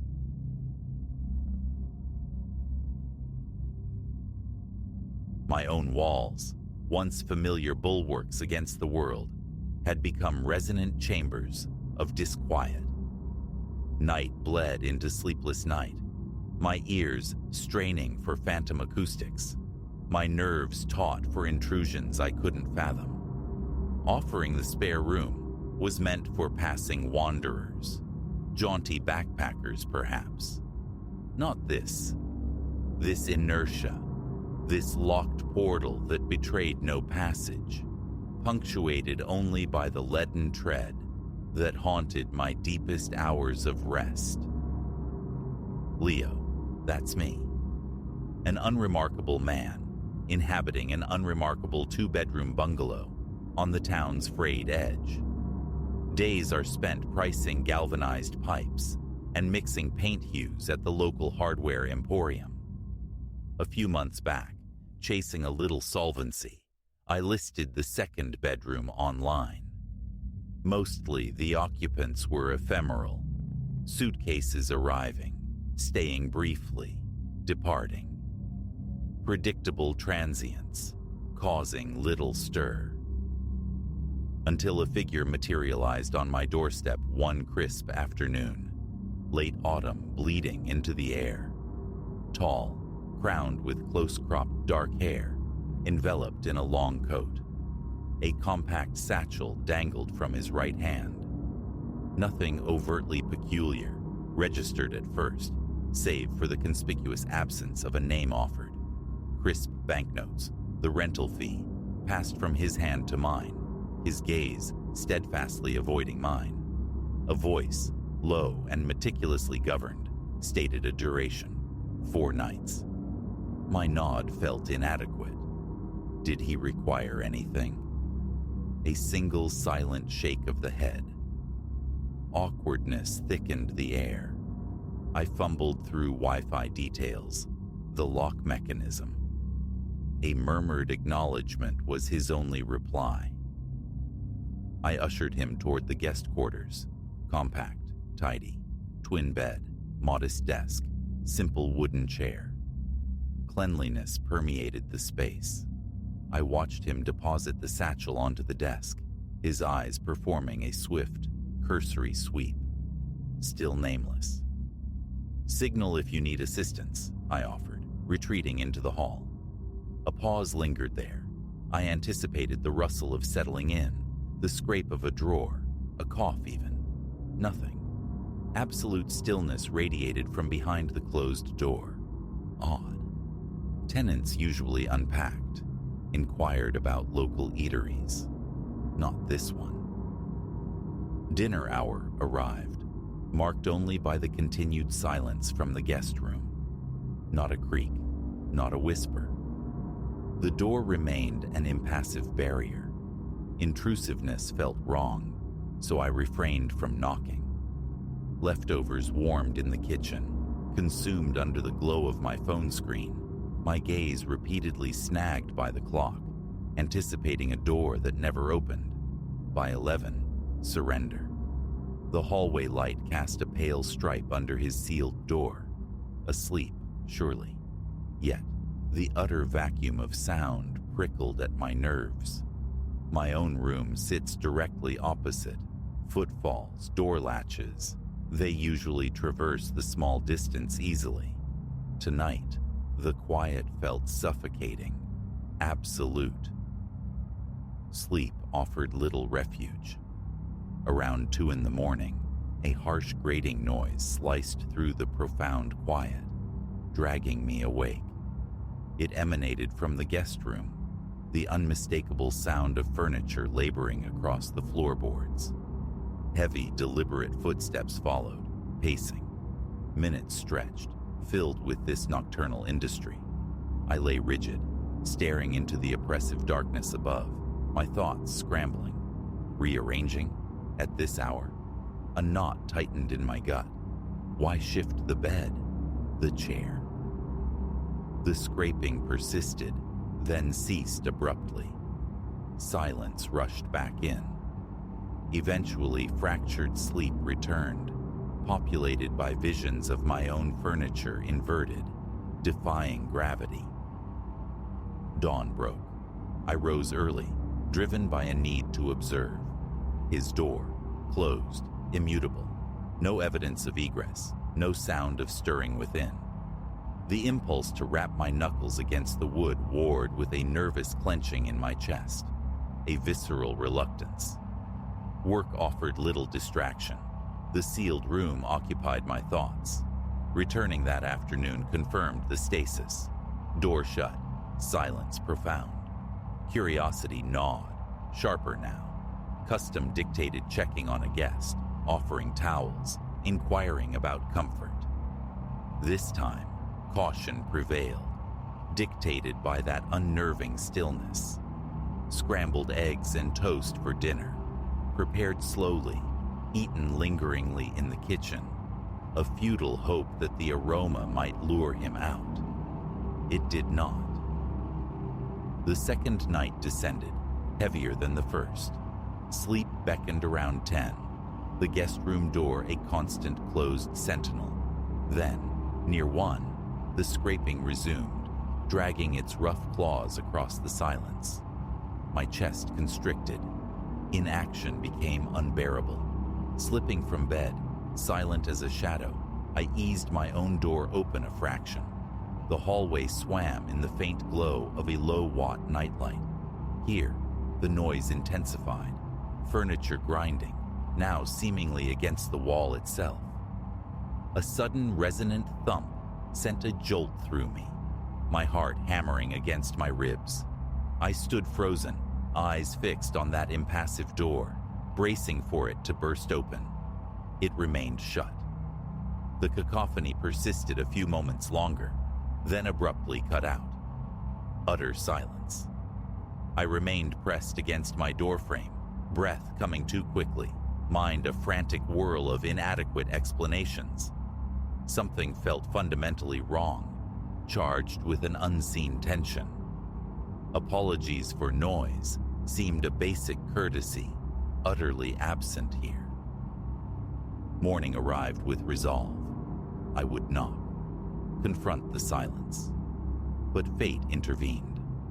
There, on the hallway floor, directly before his door as if extruded from the gap beneath, lay a small scrap of black fabric. Coarse to the touch, raggedly torn, perhaps from a coat pocket. I picked it up, held its rough texture. Kneeling, I pressed my ear to the wood. Vacancy answered. A tremor ran through me. My mouth felt like parchment. A soft rap. Silence. A louder one. Still nothing. Hello? Everything okay in there? Only the house's quiet replied. Tentatively, I tried the knob. Locked fast. The metal felt cold, unyielding. A bead of sweat traced a path down my neck. This transcended mere eccentricity. Locksmith. Police. The thoughts flickered, but doubt held sway. He'd paid for 4 nights. Barely 2 had passed. Yet, those nocturnal disturbances. One more day, I decided. Just one. The workday was a blur of unfocused anxiety. My supervisor noted my distraction. I mumbled about a headache. Home offered no change. The door remained locked, the scrap of cloth untouched on the kitchen counter where I'd left it. No evidence of him emerging for any reason. Dinner was a vigil, my gaze tethered to the hallway. Exhaustion claimed me on the sofa around 9:30, the television droning unnoticed. Later, deep in the night, I jolted awake. Footsteps, heavy, deliberate, but impossibly overhead. My house is single story. There's no second floor, only a cramped crawl space beneath the roof. Where were they coming from? The roof itself? My heart began a frantic drumming against my ribs. Killing the TV's noise, I strained to listen. The steps ceased. A chilling stillness descended. With forced resolve, I retreated to my bedroom, leaving the hall light burning, a flimsy shield against the encroaching dark. For the first time ever in this house, I turned the lock on my own bedroom door. Fully clothed, I lay atop the covers, every nerve ending alight, listening to the house breathe around me until a fragile sleep finally took hold. Abruptly, consciousness returned, ripped from sleep by a sound that turned my blood to ice. The distinct turning of my bedroom doorknob. A soft click as the lock disengaged. Then, the agonizingly slow groan of hinges as the door began to swing inward. My heart detonated in my chest. Breath hitched in my throat. Vision swam in the dimness. pierced only by the weak luminescence spilling from the hall. Inch by agonizing inch, the door opened, revealing a dark form silhouetted against the light. Paralysis seized me. My hands clenched the bedsheets, a glacial coldness seeping through me. Slow, heavy footfalls sounded on my floor. Closer. Then breathing, ragged deep, like lungs laboring after exertion. Fear constricted my chest, yet my eyes remained fixed on the encroaching shape. Who's there? The whisper emerged, thin and trembling. No reply, only the harsh cadence of that respiration. The fine hairs on my arms prickled upright. Every instinct screamed, move, fight. But terror held me pinned. My hand fumbled towards the nightstand, seeking my phone, fingers clumsy with adrenaline. I jabbed at the screen, activating the flashlight. Its beam slashed across the room, illuminating for a stark second a tall, broad-shouldered silhouette draped in a coat. The figure recoiled sharply, as if startled by the light. Footsteps beat a hasty retreat. The door slammed shut, the sound echoing in the sudden silence. I lay there, vibrating, the phone's light still cutting a swathe through the darkness held in my trembling hand. It had to be him, the guest. But how? How had he bypassed his own locked door, then mine? My thoughts fractured, spinning uselessly. Scrambling up, I flicked on the overhead light, flooding the room with harsh clarity, and lunged for the door. The hallway stretched empty before me, and the guest room door closed, exactly as before. As I watched, I heard it, a faint, almost imperceptible click from behind it. My hand reached out, twisted the knob, locked, solidly locked again. Cold sweat slicked my skin. My own breathing sounded unnaturally loud in my ears. Sleep was now an impossibility.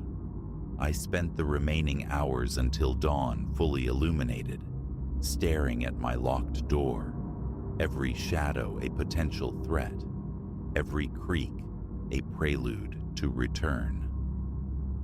Morning light brought exhaustion, but also a sliver of relief. Resolve hardened with the daylight. This ended now.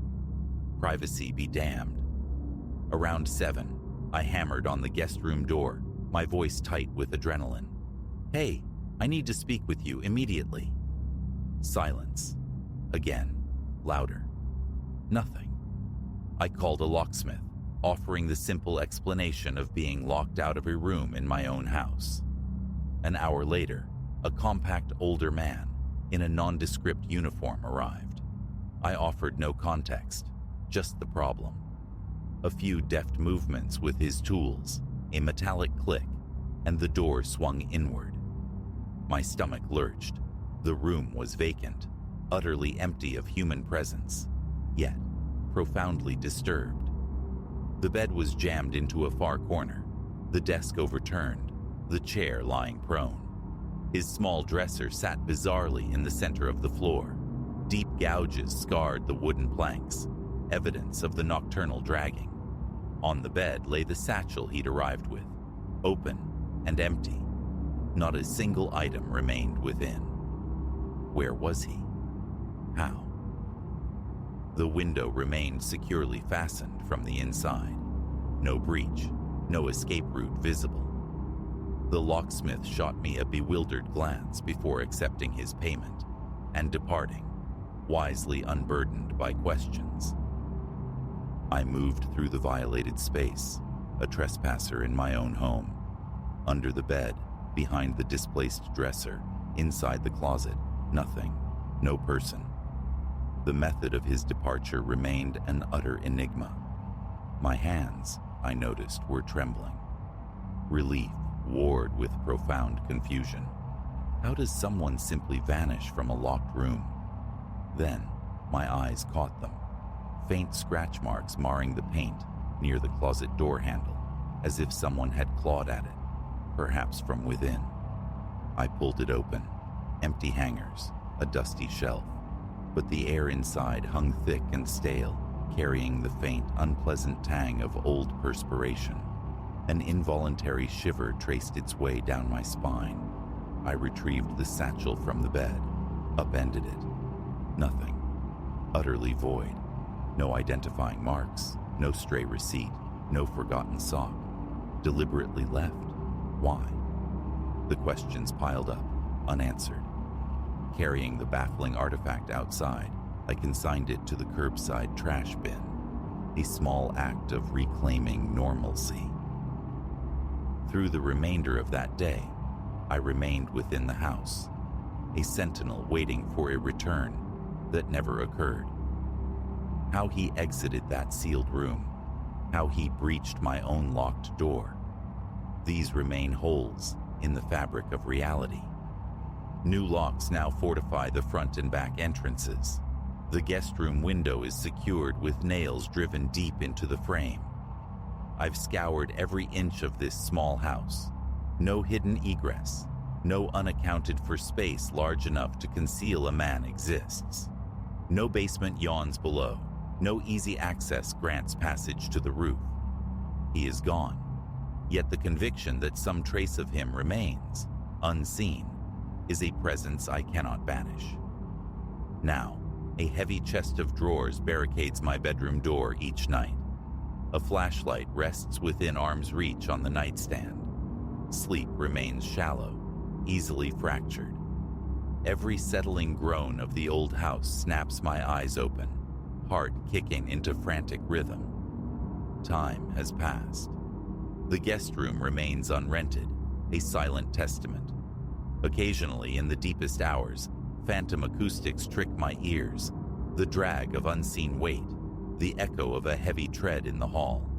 I leap up, flashlight beam cutting the dark, always finding emptiness. But the memory, sharp and visceral, endures.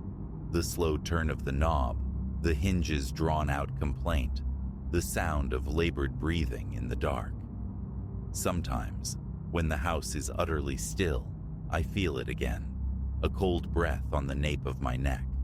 Who he was, his purpose here, the mechanics of his spectral movements, his utter facelessness, all remain impenetrable mysteries. This house, once my refuge, my small anchor in the world, feels altered. It holds an echo, a resonance of something that arrived, disturbed the foundations, and vanished, leaving only ripples of unease. Every night, the locks are checked, the chair wedged tight beneath my doorknob. Because the thought of waking once more to that heavy, deliberate tread is a terror I refuse to entertain again.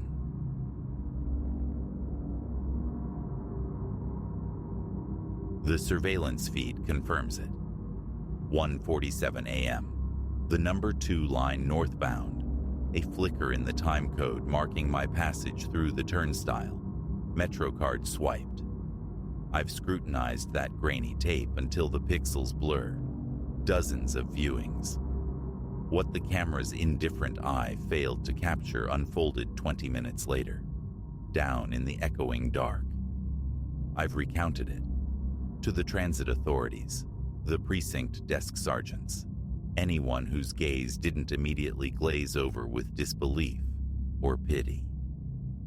Perhaps sanity has frayed, yet the memory remains indelible. And that online chronicle I stumbled upon, it proved I wasn't weaving this terror from whole cloth. Late January's chill had seeped into the city's bones. I was Ilara, an intensive care nurse, surfacing from the depths of a double shift at Mount Sinai West, the hospital perpetually short-handed during that winter's brutal influenza siege. My feet throbbed, my scrubs bore the faint, sharp ghost of disinfectant, and the siren call of my Brooklyn apartment was overwhelming. The 96th Street platform stretched desolate beneath the buzzing, sickly fluorescence, save for a figure huddled on a bench, lost to the world. The air hung thick with its usual subterranean perfume, metallic brake dust, and stale despair. When the train groaned into the station, instinct guided me to a middle car, a buffer zone against the unpredictable souls who often haunted the train's extremities in the small hours. It was nearly vacant. An elderly woman, Agnes perhaps, guarded a cluster of shopping bags. A youth cocooned in sound occupied a corner seat. I collapsed onto the orange plastic, my work tote hitting the grimy floor with a thud. The doors sighed shut, a hydraulic exhalation, and the train lurched, plunging us into the subterranean artery. At 72nd Street, Agnes gathered her burdens and departed. The youth remained oblivious. A man in a wilted suit stumbled aboard, swaying with the subtle rhythm of an extended happy hour, and promptly slumped near the doors, eyes shutting instantly. It was then he registered, across the aisle, halfway down the car, garbed in an old wool coat, charcoal, possibly navy, cut for a slighter frame than his own, which seemed impossibly thin beneath it. His posture was unnervingly erect, hands clasped primly in his lap. A disquiet bloomed within me, sharp and inexplicable. Times Square arrived, a brief flare of light and muffled announcements. The unsteady suit wearer shuffled off. The youth followed, trailing wires. No one embarked, leaving just the two of us, me and the man in the coat. I fumbled for my phone, feigning absorption while tracking him in my periphery. He hadn't stirred.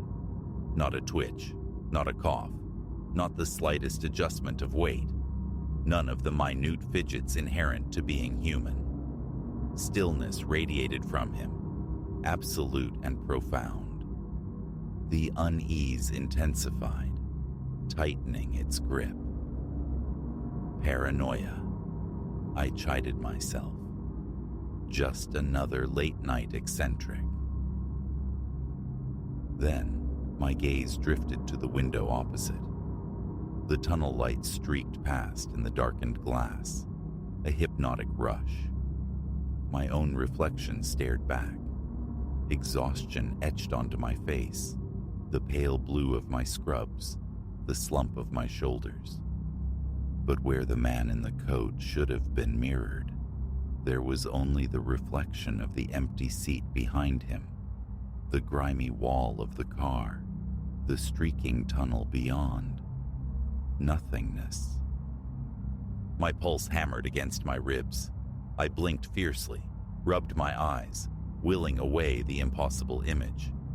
Exhaustion plays tricks, I reasoned. But a second look confirmed the void. He sat there, tangible, solid, undeniably present in the flesh, yet utterly absent in the glass. My fingers clenched the nearby pole, knuckles blanching. With a tortured screech of metal on metal, the train braked for 14th Street Union Square. The doors chimed their familiar alert. The man rose. His movements possessed a strange, liquid grace, unnervingly fluid. He paced toward the exit, each footfall measured, deliberate. As he reached the threshold, his head angled slightly, fractionally towards me. His face was pallid, utterly drained of blood, like sculpted ash.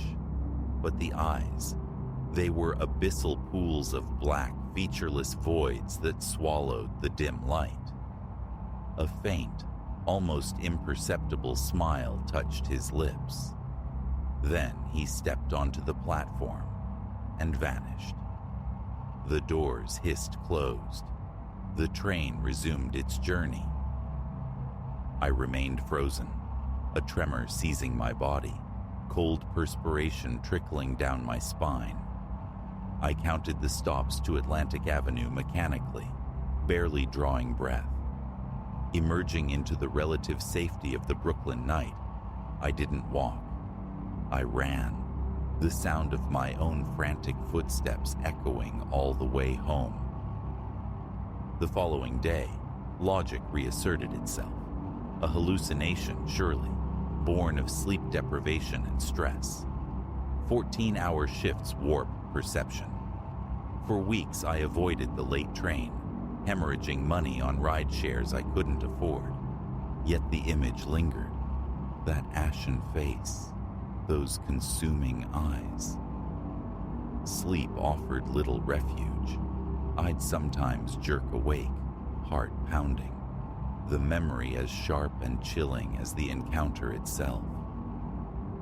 3 weeks later, scrolling through local news feeds during a lunch break, I saw it.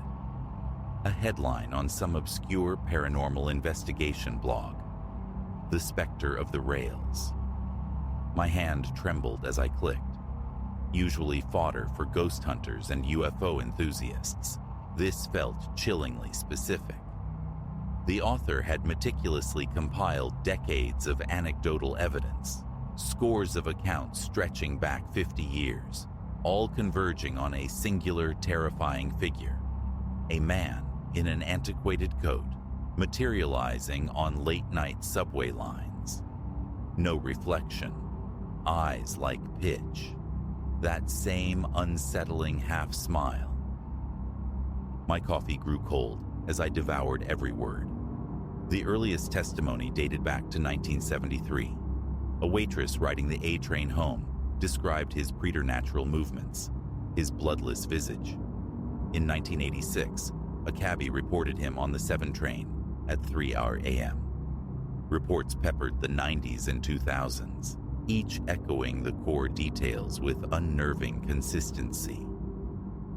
But the final paragraphs turned my blood to ice. The blogger, delving into dusty transit archives, had unearthed a name: Silas Thorne, a subway conductor in 1957. On February 12th of that year, Thorne was discovered deceased in his train car at the conclusion of his late shift.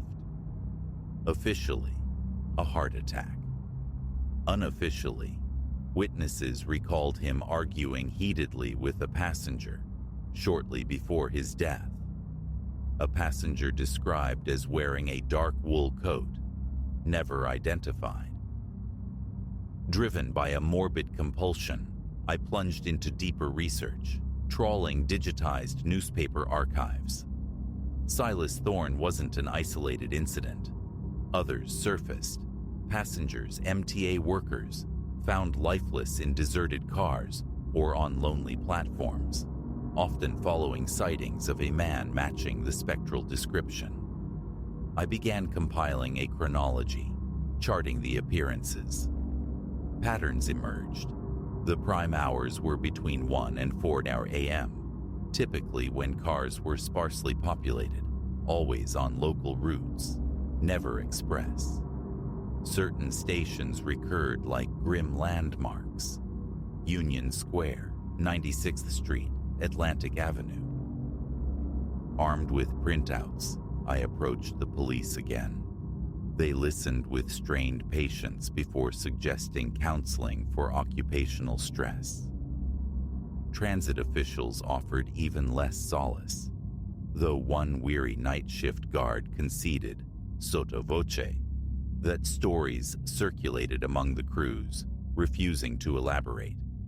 I tried contacting individuals who'd shared their encounters online. Silence met most inquiries. The few who replied were evasive, reluctant. One woman agreed to meet, then simply failed to appear. Her subsequent email was curt: "Leave it be. Some doors shouldn't be opened." But how could I? The visions were relentless. The face, the eyes, that awful, knowing smile. I resumed riding the late trains, a desperate hunter seeking validation, proof against my own encroaching fear of madness. Weeks passed uneventfully, just the usual procession of empty cars and bone-weary commuters. Doubt gnawed at me. Perhaps it was hallucination. Perhaps I was imposing a narrative onto unrelated tragedies. Then, last Tuesday, the 2 train downtown, nearing 2 a.m. An older gentleman disembarked at 72nd, leaving me the sole occupant. As the doors sealed the car, I felt it. That palpable shift in the atmosphere, a heavy, expectant stillness. He was there, same seat as before, same coat, same rigid stillness, same horrifying absence in the window's reflection.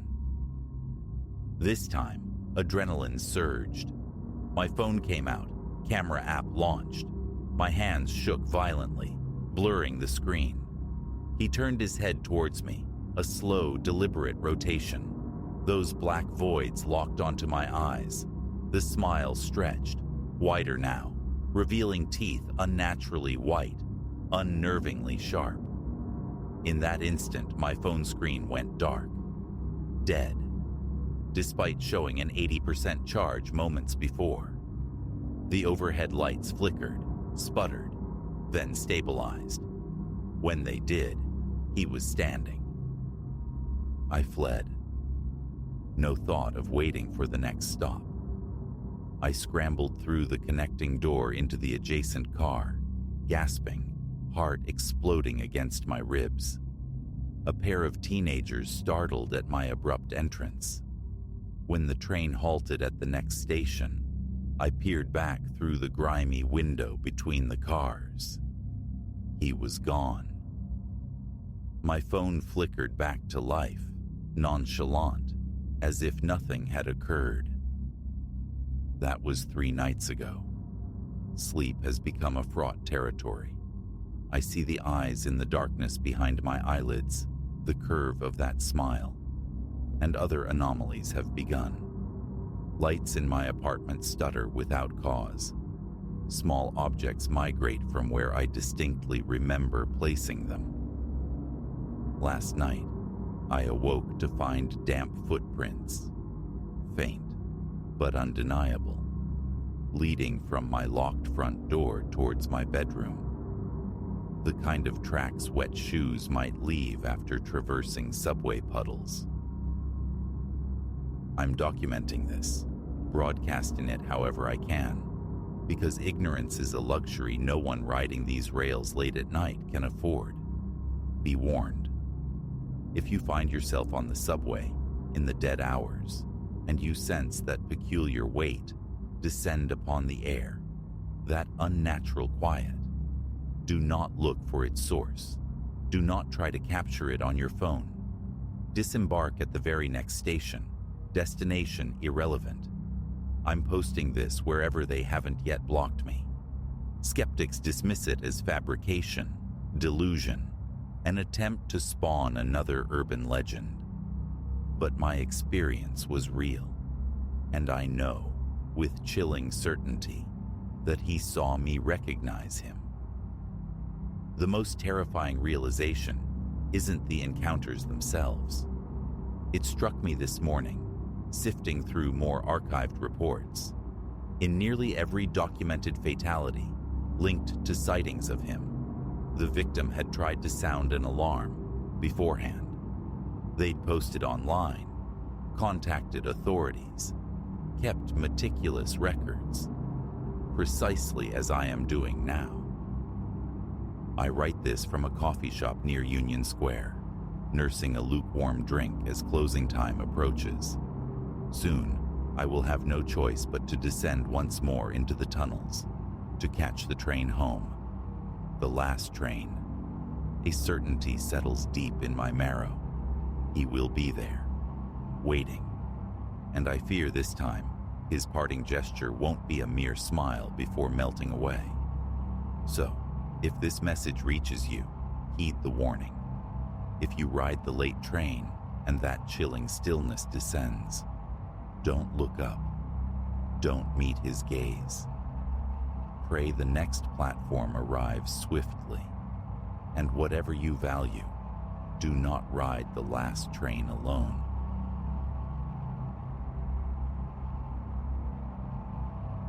The metronome of my sneakers against the asphalt faltered, the rhythm shattered by the brittle fracture of a twig somewhere in the darkening periphery behind me. One stride hung suspended, breath catching high in my chest. This park, usually an urban exhale, a pocket of peace amid the city's clamor, suddenly breathed menace in the bruised twilight. A glance, quick and electric over my shoulder, snagged on a silhouette melting behind the broad trunk of an oak.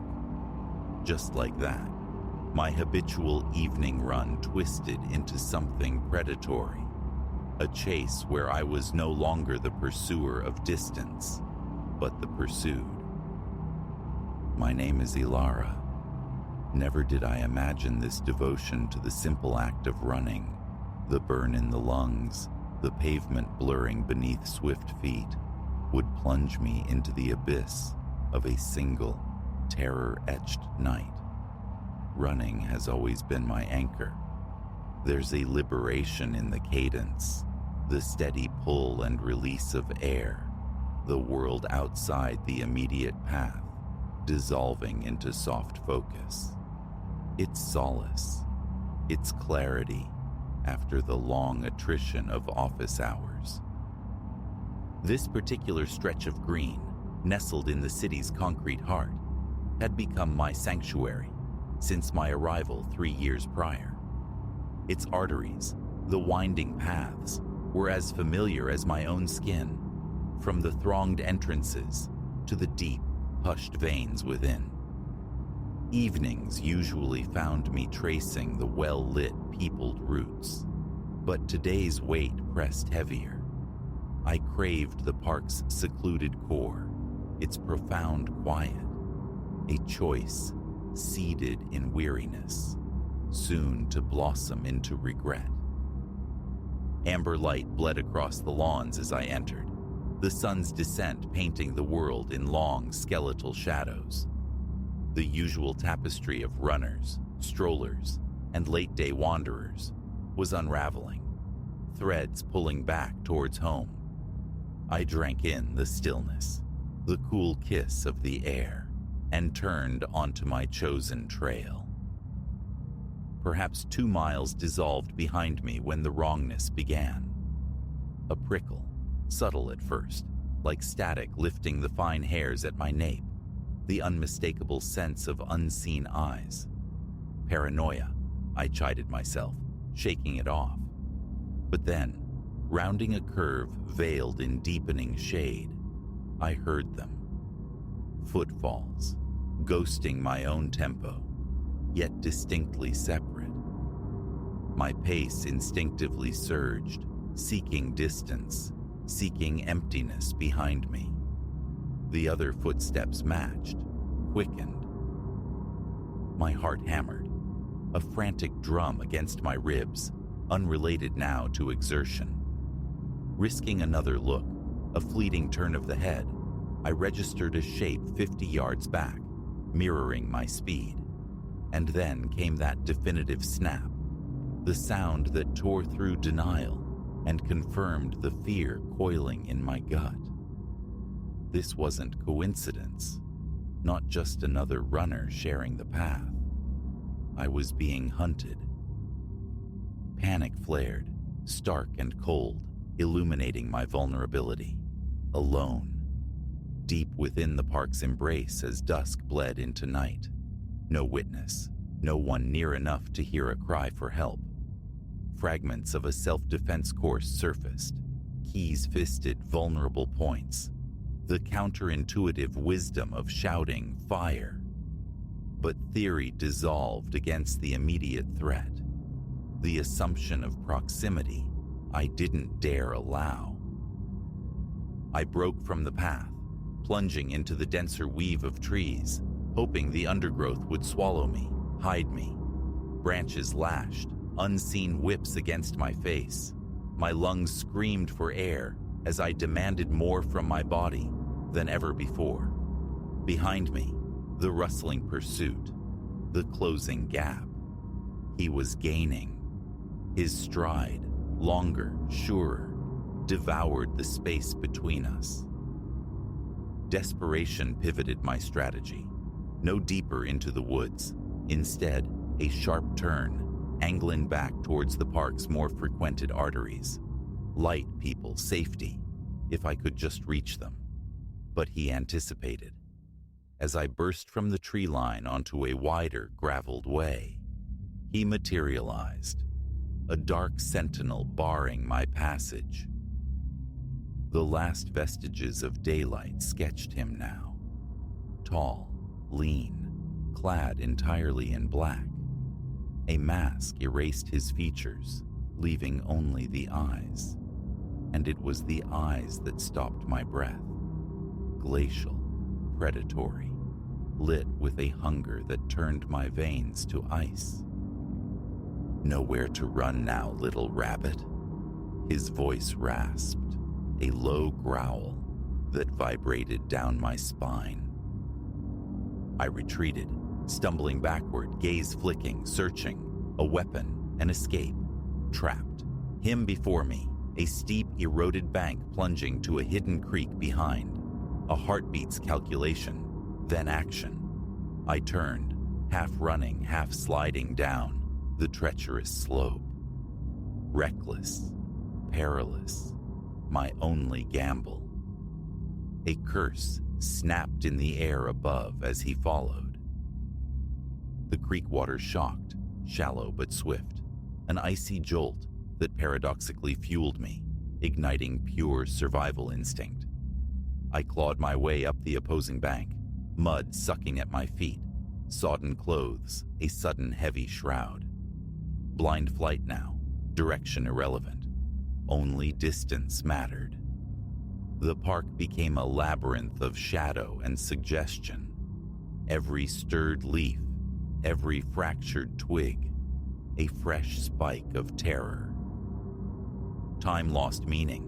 Minutes stretched into an eternity of burning lungs and trembling thighs. Yet, fear was a relentless engine. Stopping meant yielding, meant the end. Then, ahead, a beacon, lights. The park's edge, bleeding into the city grid. Salvation, tangible, just yards away. I surged, ignoring the fire in my muscles, the sharp stitch tearing at my side. My foot snagged. An exposed root, treacherous in the gloom, sent me crashing down. Pain lanced through my ankle, not broken, but twisted, useless. I struggled, tried to rise. Heard him approach, his breathing heavy but controlled. He hadn't exhausted himself. He'd been pacing me, a cruel game. His shadow fell across me. I squeezed my eyes shut, bracing for the inevitable. But another sound sliced through the darkness. Voices, laughter, conversation, drifting from the street as a group ambled into the park's entrance nearby. My pursuer froze, his masked face flicking between me, prone and helpless, and the approaching sounds. That hesitation was my chance. Drawing on reserves I didn't know I possessed, I screamed. A raw, primal tearing sound, born of terror and agony, echoing the ordeal of the last hour. The voices halted. Shouts of alarm followed, the thud of running feet growing louder. My hunter spat another curse, then dissolved back into the dense blackness of the trees. The aftermath arrived in flashes, strobing lights, the calm efficiency of paramedics, questions I could barely process, let alone answer coherently. The hospital's sterile quiet, treatment for exhaustion, dehydration, the angry throb of my sprained ankle. Later, the police, their patient note-taking, the promise of patrols, the quiet caution that without a clearer identification, prospects were slim. In the days, the weeks that bled together afterward, I wrestled with the trauma's ghost. The city I'd embraced felt hostile, its shadows teeming with potential threats, every unfamiliar face a source of suspicion. Running, my former solace, became unthinkable, the park a geography of fear. Slowly, painstakingly, aided by therapy's gentle guidance and the unwavering anchor of friends and family, I began stitching my life back together. Self-defense became not a casual class, but intensive training, a personal alarm, pepper spray, tangible defenses against the intangible fear, and eventually, tentatively, I ran again. Never alone now, never in the secluded depths, always vigilant. He was never found, the man who turned my run into a nightmare. His shadow still flickers at the edges of my sleep sometimes, a dark form forever closing the distance. But I refuse to cede my life to the fear he planted. I survived. I am not his victim. Now, when my feet find their rhythm on the pavement, I carry the sharp awareness of the world's dangers, especially for a woman moving through it. But I also carry my strength, forged in that darkness, my resilience, and an unyielding resolve. Fear will not win. The race for one's life is the most crucial, and I intend to keep running, keep winning.